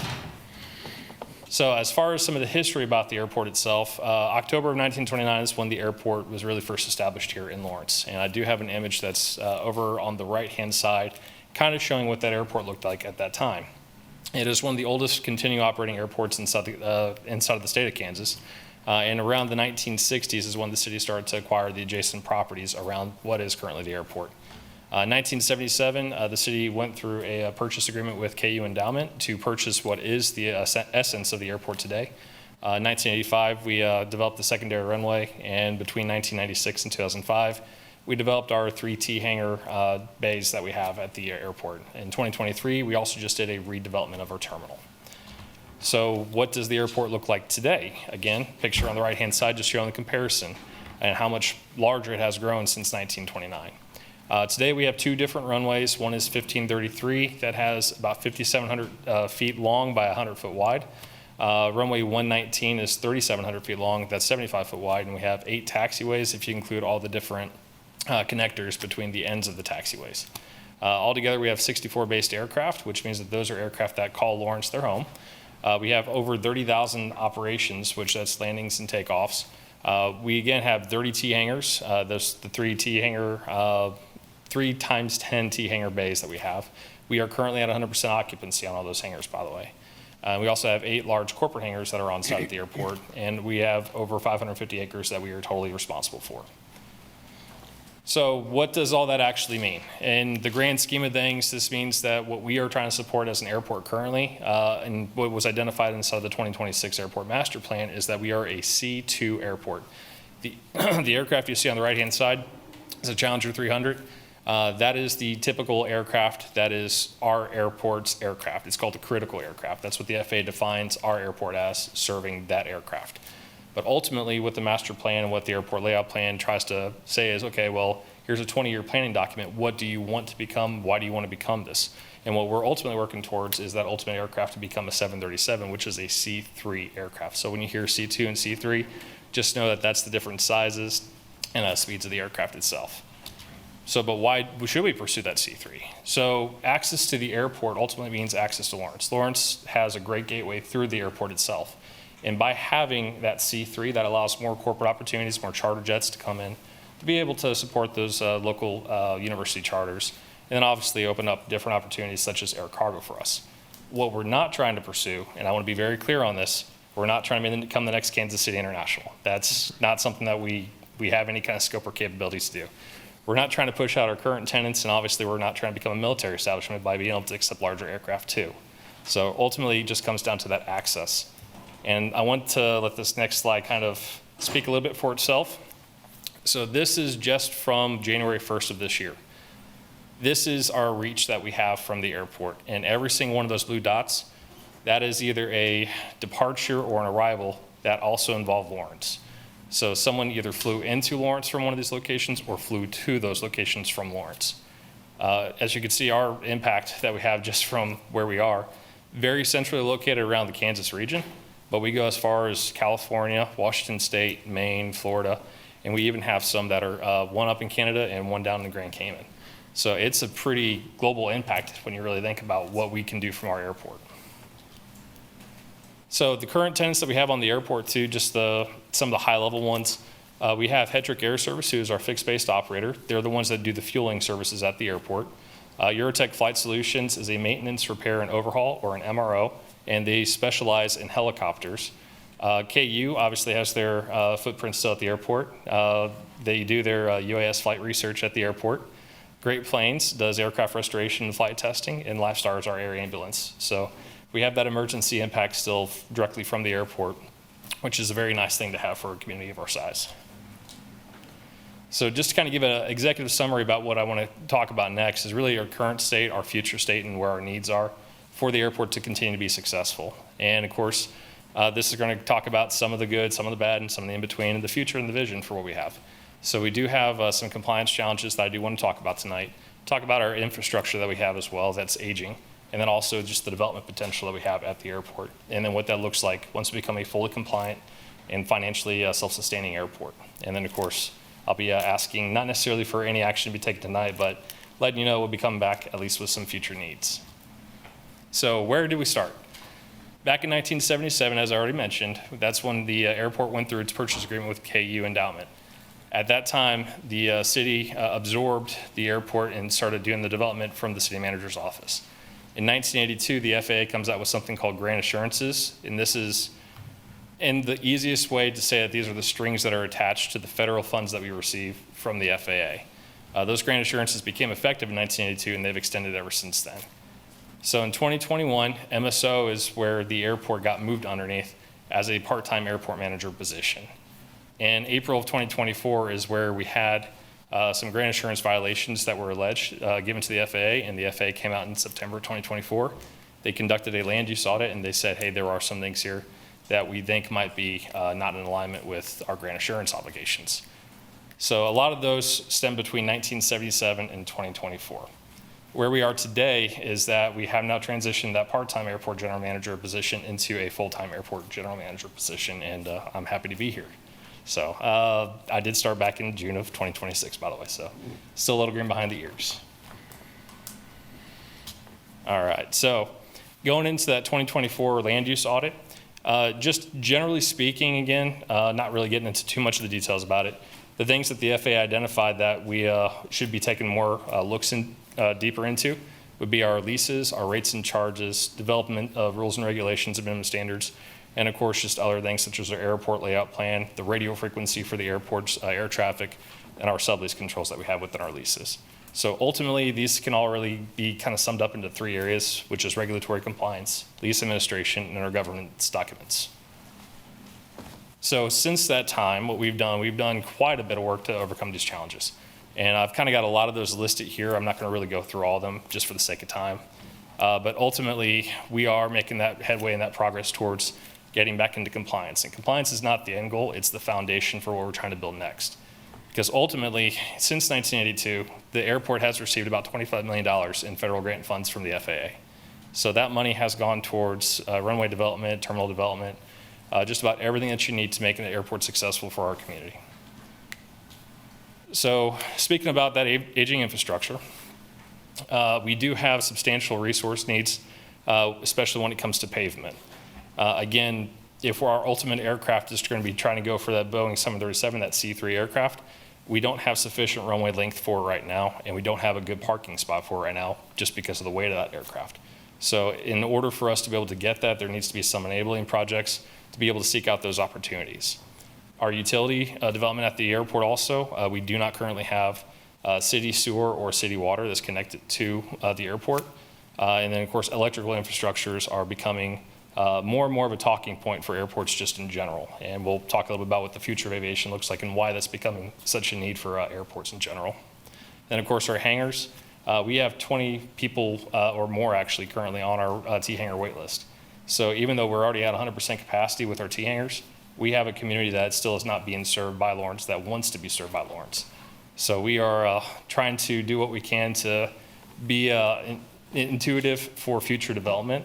And of course, our environmental assessments for that development need to be taken care of too. NEPA has been a very hot topic for airports for the last few years.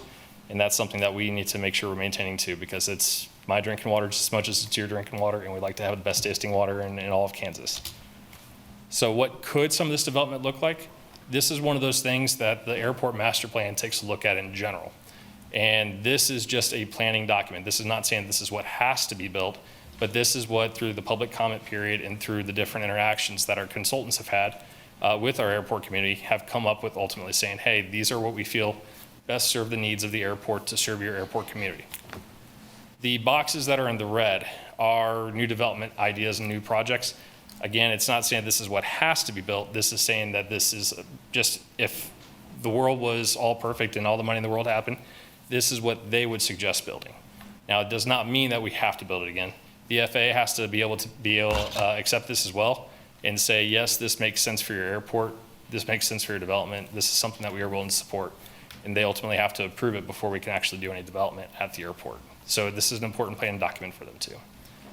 You also see additional parking space for aircraft, and then some landside, and also what we call a vertiport, which is for electric vertical takeoff and landing aircraft, or eVTOLs. That is at the very southern end of the airport. The other side of the airport is where the KU and Great Plains are currently located in Lifestar. It's very commercial in that area. We also have more ramp space and more hangar development over there. I would tend to think that this would be better suited for commercial development more so than just T-hangar development, being that it's inside that same, if you will, neighborhood, just trying to keep the same zoning, if you will, amongst the airport itself. So then what does the future of aviation, since we talked about that a little bit already, what does that actually look like? Well, the EPA has already come out, and they have December 31st of 2031 date that completely eliminates 100 low lead fuel. Low lead fuel, much like what was used back in, I'm going to say this lovingly, in the 60s and 70s, and dates that I am not quite familiar with myself.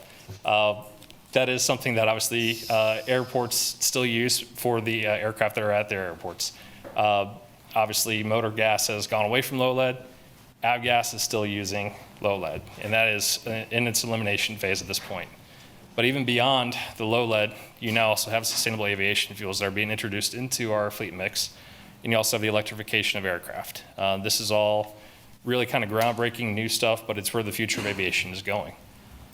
There's also a lot of autonomous equipment that's being used in aviation now. So ground support equipment, you might see more at larger airports such as Kansas City. You might see a robot take your bag to your plane for you eventually. And then you also have the aircraft itself that have new technologies as well, such as auto-land features. So advanced air mobility is really what this all gets kind of wrapped underneath for the FAA. And eVTOLs, again, they're a major initiative from the FAA, but also a major initiative from KDOT. There's a lot of funding that is available to support those needs. So again, just kind of showing some images real quick of, hey, this is what some of this looks like as far as the future of aviation. So the lower right-hand corner is an eVTOL, at least a graphical image of an eVTOL. They are starting to fly around the country more. Beta, Joby, you might hear some of those names come up. Those are the ones that are already flying these aircraft around, and they are trying to build up their case purposes for them right now. The FAA is still going through certification processes, and then also doing the same for pilot certifications too. So why now and why here in Lawrence? Well, our location, I think, again, is a very key indicator of why our airport is so successful. Our location directly between Kansas City and Topeka, the state's capital, makes us very lucrative in that regard to a lot of these aviation businesses. We are also very well positioned where the airport is off of I-24, or I'm sorry, Highway 24 and I-70. So really those two things, connection to other cities on the ground and connection to other cities on the air, make a lot of sense for a lot of companies to come here. Of course, we have the people here as well, a very highly educated, populated workforce. Thank you to KU for that. And then also with their focus at the KU Flight Research Center, they're focused on a lot of the same initiatives that a lot of these big companies are focusing on. Then our capabilities, even just nearby in DeSoto, with the Panasonic plant, I mean, it's something that we're already kind of tapping into regionally. That is a very strong indicator for what we can do as an airport as well. So what would we need to actually make this all happen? Ultimately, it comes down to addressing our regulatory compliance and having that leadership support in doing so. And again, compliance is not the end goal. It's just the foundation for allowing us to be able to do the rest of what we want to do for our community and to serve our citizens here. The growth and development opportunities that we have as well, there's going to be a lot of private development that makes sense, because if you saw all the buildings that we had on those images, there's really no feasible way that we as the city could ever fund to build all those buildings ourselves. So private development, having public-private partnerships, or even just straight private development at the airport makes a lot of sense to be able to expand what our capabilities are from the airport side of it. But ultimately, I am just one person, and it would be very helpful to have staff that can focus on the operations and maintenance, the finance, grant administration, and construction management ultimately of the airport. Again, what we're doing is basically a small city within itself. So having one person doing all the city functions doesn't make sense for the city. Having one person do all the functions for a small city at an airport also doesn't make a lot of sense for that future growth and development. So that is something we will be coming back with at some point. A big core tenet of airports in general, though, and I want to make this very clear for the community, is that airports are not meant to be a burden on taxpayer dollars at all. One of our core tenets is for airports to pay for themselves. And that's something that airports in general do strive to do across the country and reach what we call self-sustainability. It's actually part of the grant assurance processes too, where they want us to try to be as self-sustaining as possible under the conditions given. So as far as policy alignment, there's a list of things that are bulleted there. All of those items are going to be coming at some point either to the commission or through the city manager as things that are needed for that governance document side of it for the airport, so we can actually reach out and start doing some of these things that we're wanting to develop the airport with. Ultimately, those policies do need to have codification to a degree, whether that is through just giving the city manager the authority to do so or actually codifying these annually. This is something that will be coming back to you as well and is currently all in development. We are also trying to see about utilizing a lot of our economic development partners in the region and also looking at those drivers that we have that bring people into Lawrence, such as the Chiefs with their move to the new stadium over here in Kansas, and of course the NASCAR operations. And then finally, what that strategic investment ultimately looks like. I've got a few items listed here. I know the one that everyone likes to talk about is the fire station at the airport.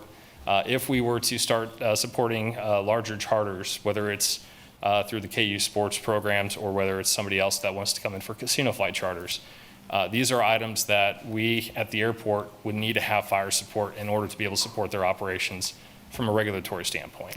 Our landside amenities, being that the airport's not connected to downtown, there has to be a connection somehow, and that typically comes through a rental car process or ground transportation of some kind. So having that policy in place for that makes a lot of sense, but also having the infrastructure in place to support that number of rental cars or Turos or whatever it might be that comes to the airport, Lyfts, Ubers. That's really what we're looking for development-wise.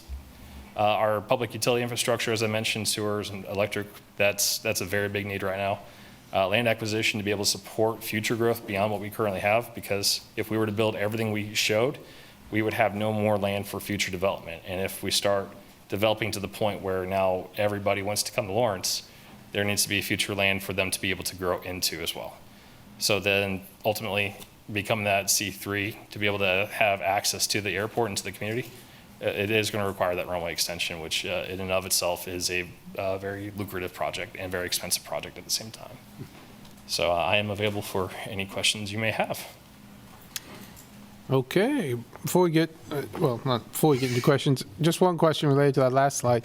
Sure. What is the trigger for having a tower of, I mean, like a I flew with one of my friends, and he has his plane at charters or rents from Johnson County, and of course we touched down in Kansas City, touched down here in Lawrence, and then flew back. But where in the growth process do you get need a tower? So it really depends on the activity, the level and the amount that you have, and also the type of activities you have. Really, in coordination with the FAA, the ADO, each region does it differently, and each one's going to have their separate priorities. There is the contract tower program that AAAE, the American Association of Airport Executives, has gotten with the federal government on to help expand the control tower program, but that again falls into private contractors. The FAA is also looking at different technology opportunities for themselves, which does include virtual towers as well. So I think there's going to be more opportunities that open up, especially with the virtual towers. But again, this is kind of looking in the crystal ball of what aviation is and what we ultimately need to become. Okay. I'm sure there's other questions. Commissioner Devo, any? Go ahead and let the. I just have, I'm sorry, Mike, I didn't interrupt you guys. No. Okay, I have a quick question, but first I looked up really quick. There's a new study out that came out less than a month ago, and I'm probably not going to be able to find it now, but the reason I bring that up is ultimately air service to small communities. We're not really a small community, but basically these airports are generating significant amounts. I mean, the economic impact that comes from airports is significant, right? How are we incorporating the airport master plan into Comp Plan 2040? So the airport master plan has not been fully finalized by the FAA yet. It's still in final review. Okay. Once that does get finalized by the FAA, that's when we're going to start that process. So we are not ready to jump that gun yet. Okay, but we recognize, right, that we have got to do that, and Yes. we've got some annexation interest, et cetera, so. Yeah, Melissa Sieben, sorry, I didn't mean to jump too far into this, but I just wanted to note that Jeff Crick and I and his team work hand in hand on issues related to development, and especially a lot of conversations when we were replatting the airport. If you'll remember, we went through a process to lift the kind of residential lot lines off the airport. So that was in preparation for whatever we would get out of the ALP, and then any other drivers that the county or the city may have in and around the airport. Thank you. Okay.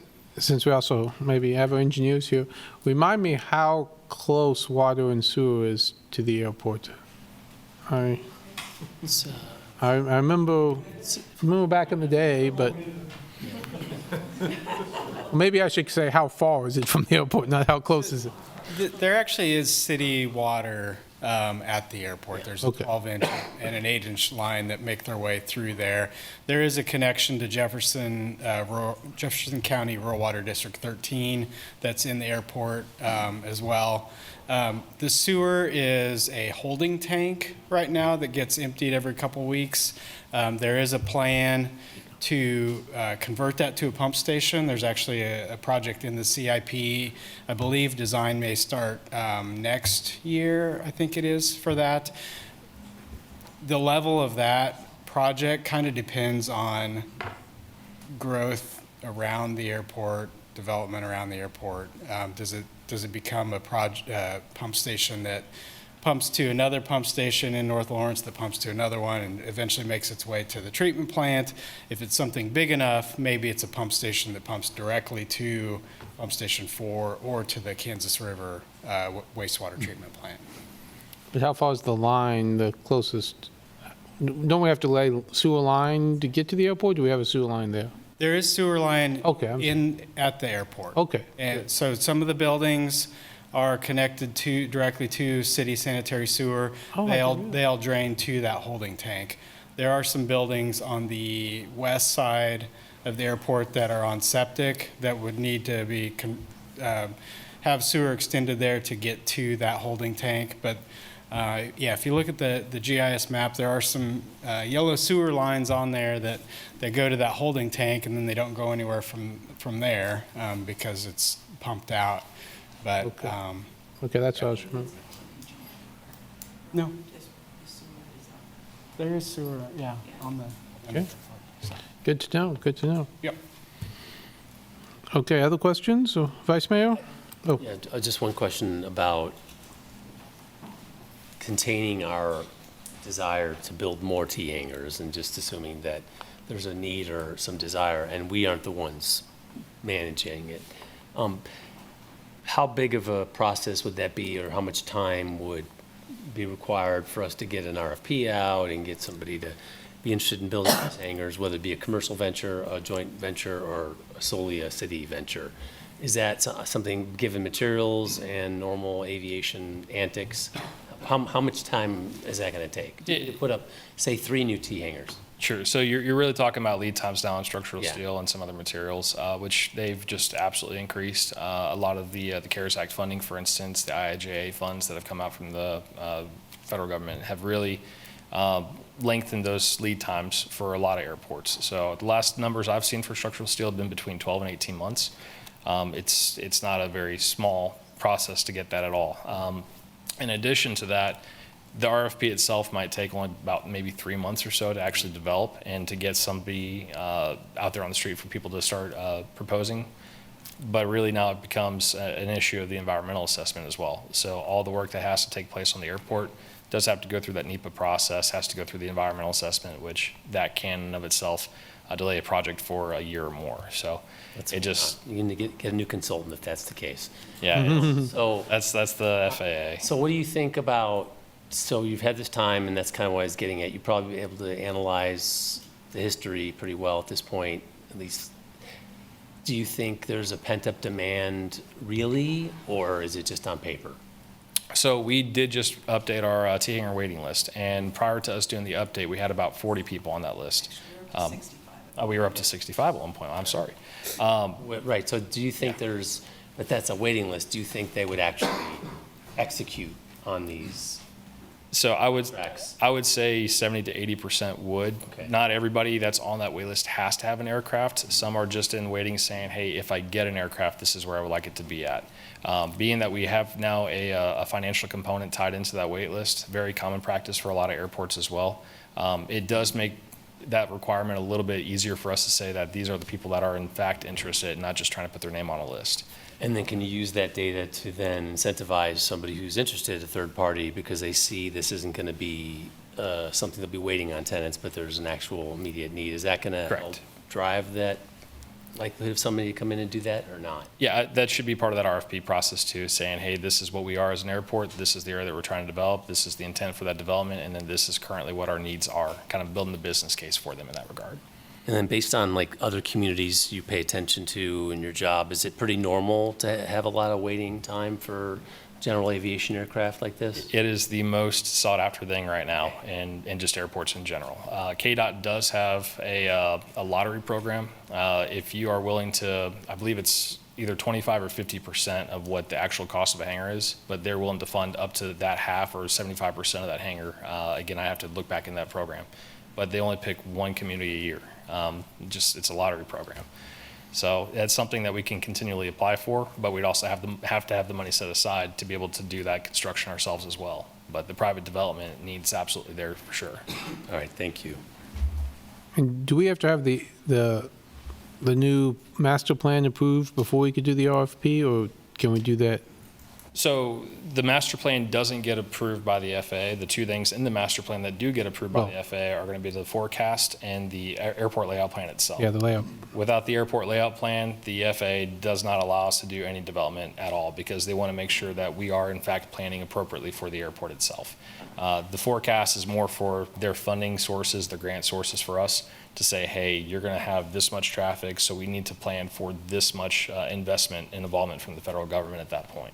So again, we can't go out to an RFP until we have approval on the layout plan? Correct, and that's where we are looking at having that here in the next couple of weeks. I've been very in discussions with the consultants on that one for sure, and they've been back and forth. Very minimal comments back from the FAA, but they are waiting on some finalized comments from the FAA for that. Okay. And do we have to, and I know we have ongoing FAA compliance issues, do we have to resolve that? I mean, can they hold up the site plan until we resolve those issues? Not for private development. The only thing that the FAA can hold up when it comes to any kind of grant assurance violation, if they were to determine and put us onto what they call the grant watch list, that would only be for federal funding itself. So it does not hold up any other development projects whatsoever. It just says that, hey, we as the FAA are not going to give you any more funding at that point until this gets cleared up. Okay. Vice Mayor? Yeah, so, the airport was, kicked off in 1929. Is there any plans from a high level of the 100-year anniversary? You are absolutely correct. In fact, a few of my members here from the Airport Advisory Board tonight, that's been a very high-level discussion point at this point. We're going to be getting the planning committee together for that. We do want this to be a community event as well because it is something to celebrate that we have, again, an airport that is just so beneficial as an asset to the community. It's something to be celebrated that it's been here for 100 years, and I'm pretty excited to help be part of that as well. One of the things that you mentioned about the 737 landing was, I think just kind of eyeballing, I think they're like 100, 130 feet long, something like that. So if we get to that C3 plan, would that require new hangars to put them in, or would the expectation be that they would be on the apron? So again, I would defer that to whatever future RFP that we would actually have developed on that. If we are planning on doing T-hangar, or not T-hangar, but a very large T-hangar, if you will, in that regard for a 737, that type of a hangar would be something that we would want to make sure we're in coordination with whoever be bringing that 737 in, that they have the adequate space for it. But really, you're talking about space allocations more so than the needs for the runway for that to accommodate. If we were to have the heavy aircraft apron expansion, that we were talking about and kind of showed a little bit on the airport layout plan. They could technically park outside. Most aircraft of that size are parking outside almost every single night as it is. Most commercial service airports in the country, they're just sitting outside on the ramp at night. So it's not a requirement, but it is a very nice thing to have if you have a dedicated provider. You had mentioned, sorry, go ahead. I'm sorry. One of the things, again, to Melissa's point, being that our last environmental assessments were done back in 2015, the airport, again, through the FAA, they do require that you have some kind of environmental assessment, whether that's a categorical exclusion or a CADX, as the FAA calls it, or to go through that EA process, the environmental assessment process. Typically, those are only good for about 1 year, but they're really kind of validated for 3 years' time. So they definitely are in need of updates, and that's where if we started today, we're still looking at least a year before anything's going to start being able to break ground, if there was to be something found. You had mentioned in the presentation about self-sustaining. We got an update, I think it was like 6 months ago, saying, we're almost on track for being self-sustaining in either 2026 or in 2027. Any update on that? We are working through all the revenue streams that we possibly can, and we'll be bringing a lot more to you in the coming months, so we can continue towards that self-sustainability goal. In terms of the fire support, would that just cover the airport, or would it also cover North Lawrence? So I will let Melissa take that. Sorry, I'm jumping up on this one. So as part of our North Lawrence Comprehensive Corridor Study that is underway, and Sean and I have talked about this just to confirm that I'm completely on track with what I'm talking about, there is an opportunity to look at fire service or medical EMS service in North Lawrence Fire Department. Lawrence County Douglas Fire Medical is part of that as well, and we are looking at the possible ability to use not only the land with the airport that would service the C3 side of the world, but also be able to dispatch out north of the river. So that's an opportunity where you can have some federal funds involved and some local funds, and be able to get that service in that area, which has been elusive, obviously. So. if I can also just add into that same conversation, some of the stuff that Melissa and I have talked about has also involved some of my past experiences. I was the deputy director formerly in San Angelo, Texas, and that exact same concept was done in San Angelo. It's Permian Basin, middle of nowhere, West Texas. Great community as well, but they're hard served to be able to only be by themselves and not really have access to the good mutual aid. So they do have one person that is dedicated to the airport for the purposes of the airport fire services, but they also had 3 other individuals at that time that were dedicated to the rest of the city. Trucks facing in opposite directions, 2 bays inside the airport fire station. One that was directly to go to the city, and then the other one that was directly to go to the airport itself. And unfortunately, I did have to experience some of their expertise, and they did a great job as well. The bus terminal, I believe, goes to the mall right now, which is it's at 70. It's like where the LJ World is and stuff like that. Has there been any talk about having 1 or 2 routes that extend to the terminal at the airport?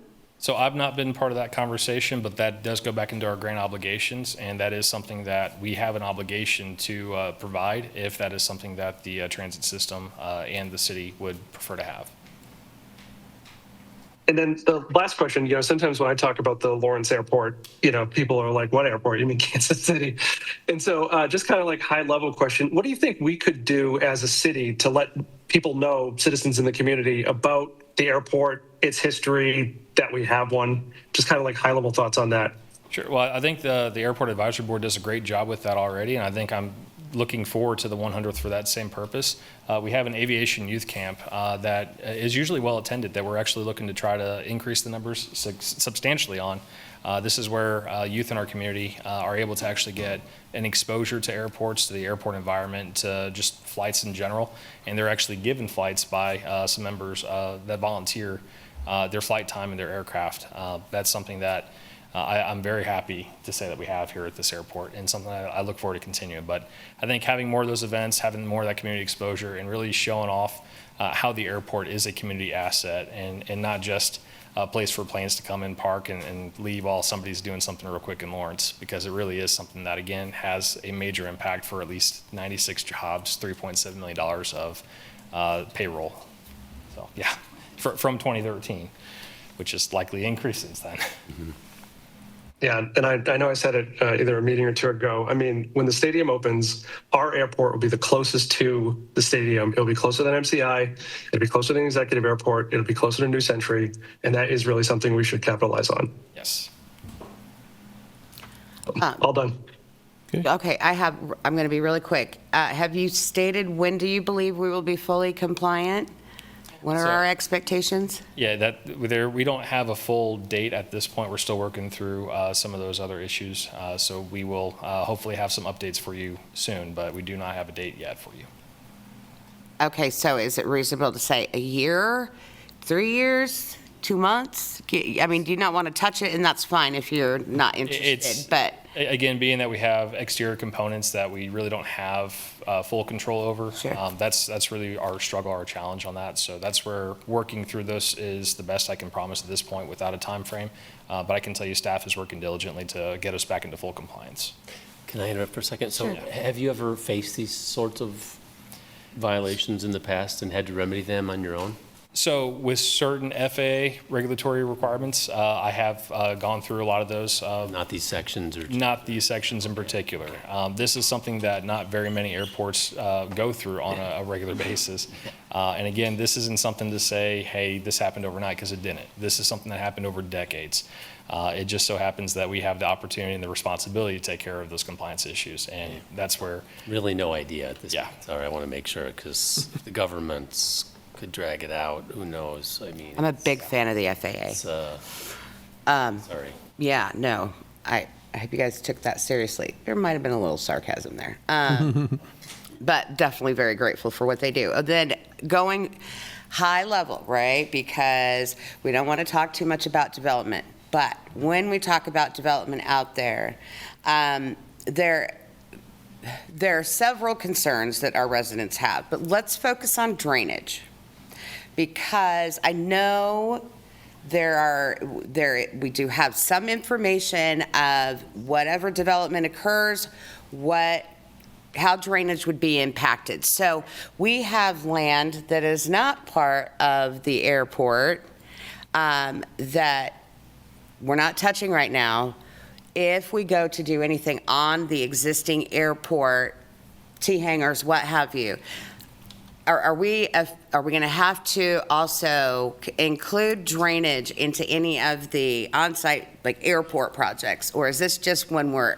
So that does kind of go back into the NEPA, the National EPA, the requirements when it comes to the environmental assessments. So if there is something that is either defined as a jurisdictional or non-jurisdictional wetland, that no longer allows us to be Cat X, if you will, categorically excluded. So we have to go through that whole environmental assessment process. So it is something that has to be looked into before development can take place.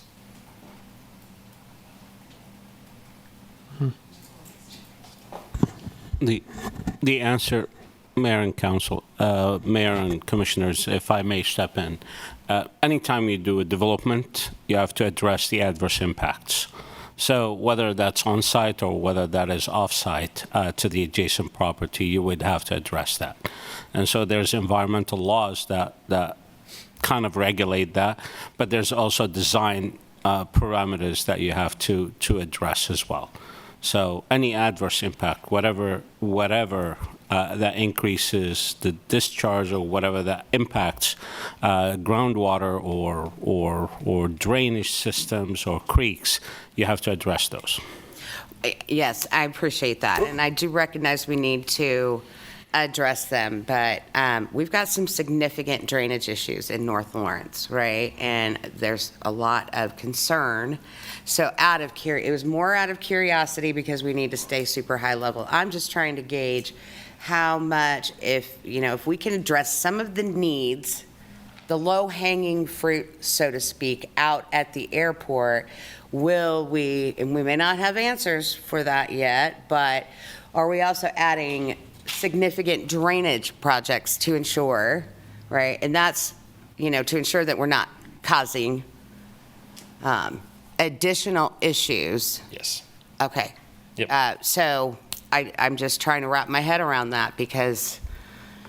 Yeah, no, I think to your point, development that takes place at the airport, it needs to make sense. And ultimately, that's the whole idea behind all these processes that the FAA has put in place and our grant obligations for development. So I think you're hitting that right on the head to make sure that we are doing the right thing for the right reasons. Okay. Yes. All right. Thank you. Thank you, guys. That's all I have. A great presentation. Thank you so much. Thank you. Thank you so much. Thank you. Mayor, if I may Sorry, go ahead.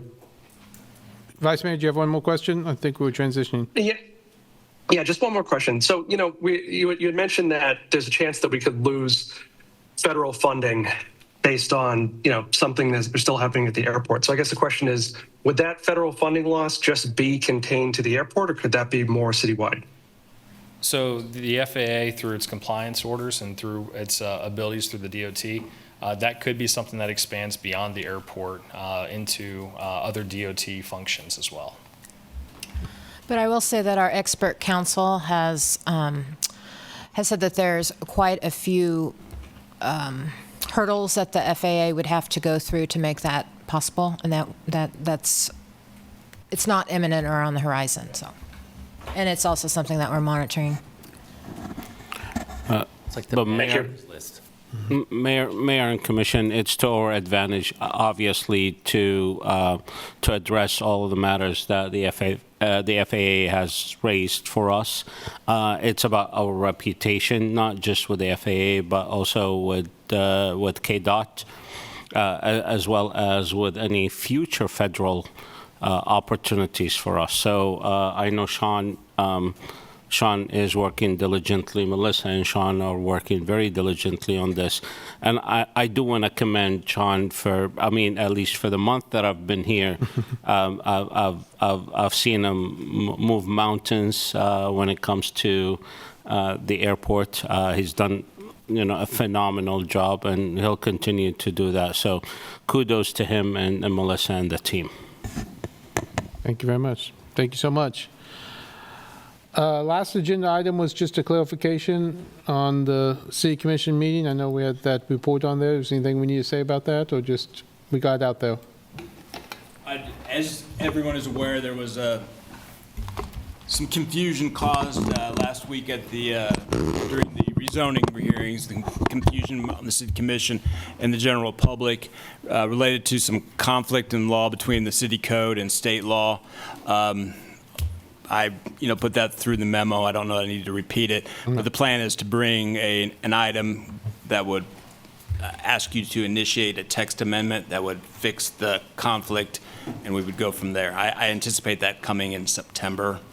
I don't have anything else to add, but I would answer any questions if anybody has any. Thank you for that. And as the chair of the Code Committee, I feel very, very bad that we got that through there. Yeah. We simplified we tried to simplify the process to put it all in one area, and we oversimplified it to a point where we didn't clarify certain things are different. So anyway, Right, those we'll get standards that clarified. are listed would be appropriate for like an SUP. Yes.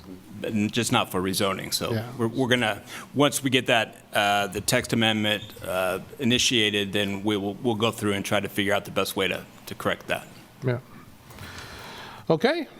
Well, this is a special meeting. Oh, did you have something, Vice Mayor? Yeah, no. So Randy, no, I really do appreciate you, the next day, like shooting us a message saying, hey, this, trying to clear that up. I did have just one general question. So overall, when the LDC went into place, did we ever do a review with state statute to make sure that stuff like that kind of was clarified, or was it just sort of accepted? No, we tried. There were many reviews. I don't know exactly why it slipped through, whether it was just a whiff or I don't know. I know I went back through my notes that I had lots of fixes and clarifications regarding that chapter. Nothing specific on that particular deal. I just don't know if I didn't realize that related to rezonings and SUPs and everything else, because it's not in the same section as those. It's separated out. So that's the only thing I can think of. Either that or I just missed it, among other people. Okay. Yeah, among other people, including myself. Those things happen. Yeah. Yep. Thank you. I really want to quickly thank the folks from the advisory board for being here, and thank you for your work on the airport. I know it's a lot. Yeah. And Rich, thank you. Okay. And our Public Works, our MSO folks, thank you for everything. This was great. Okay. Well, thank you, everyone, for being here. And with that, we have to adjourn, I guess. Do we have to make a motion to adjourn? Is there a motion to adjourn? Yeah, yes, so moved. Now. Second. Okay, a motion by Commissioner Pulliam, second by Vice Mayor Courtney. All those in favor say aye. Aye. Opposed? Aye. Passes 4-0. Thanks. See you, Mike. Thanks, everybody. I'll show you these. See you, Yep, see ya. Mike.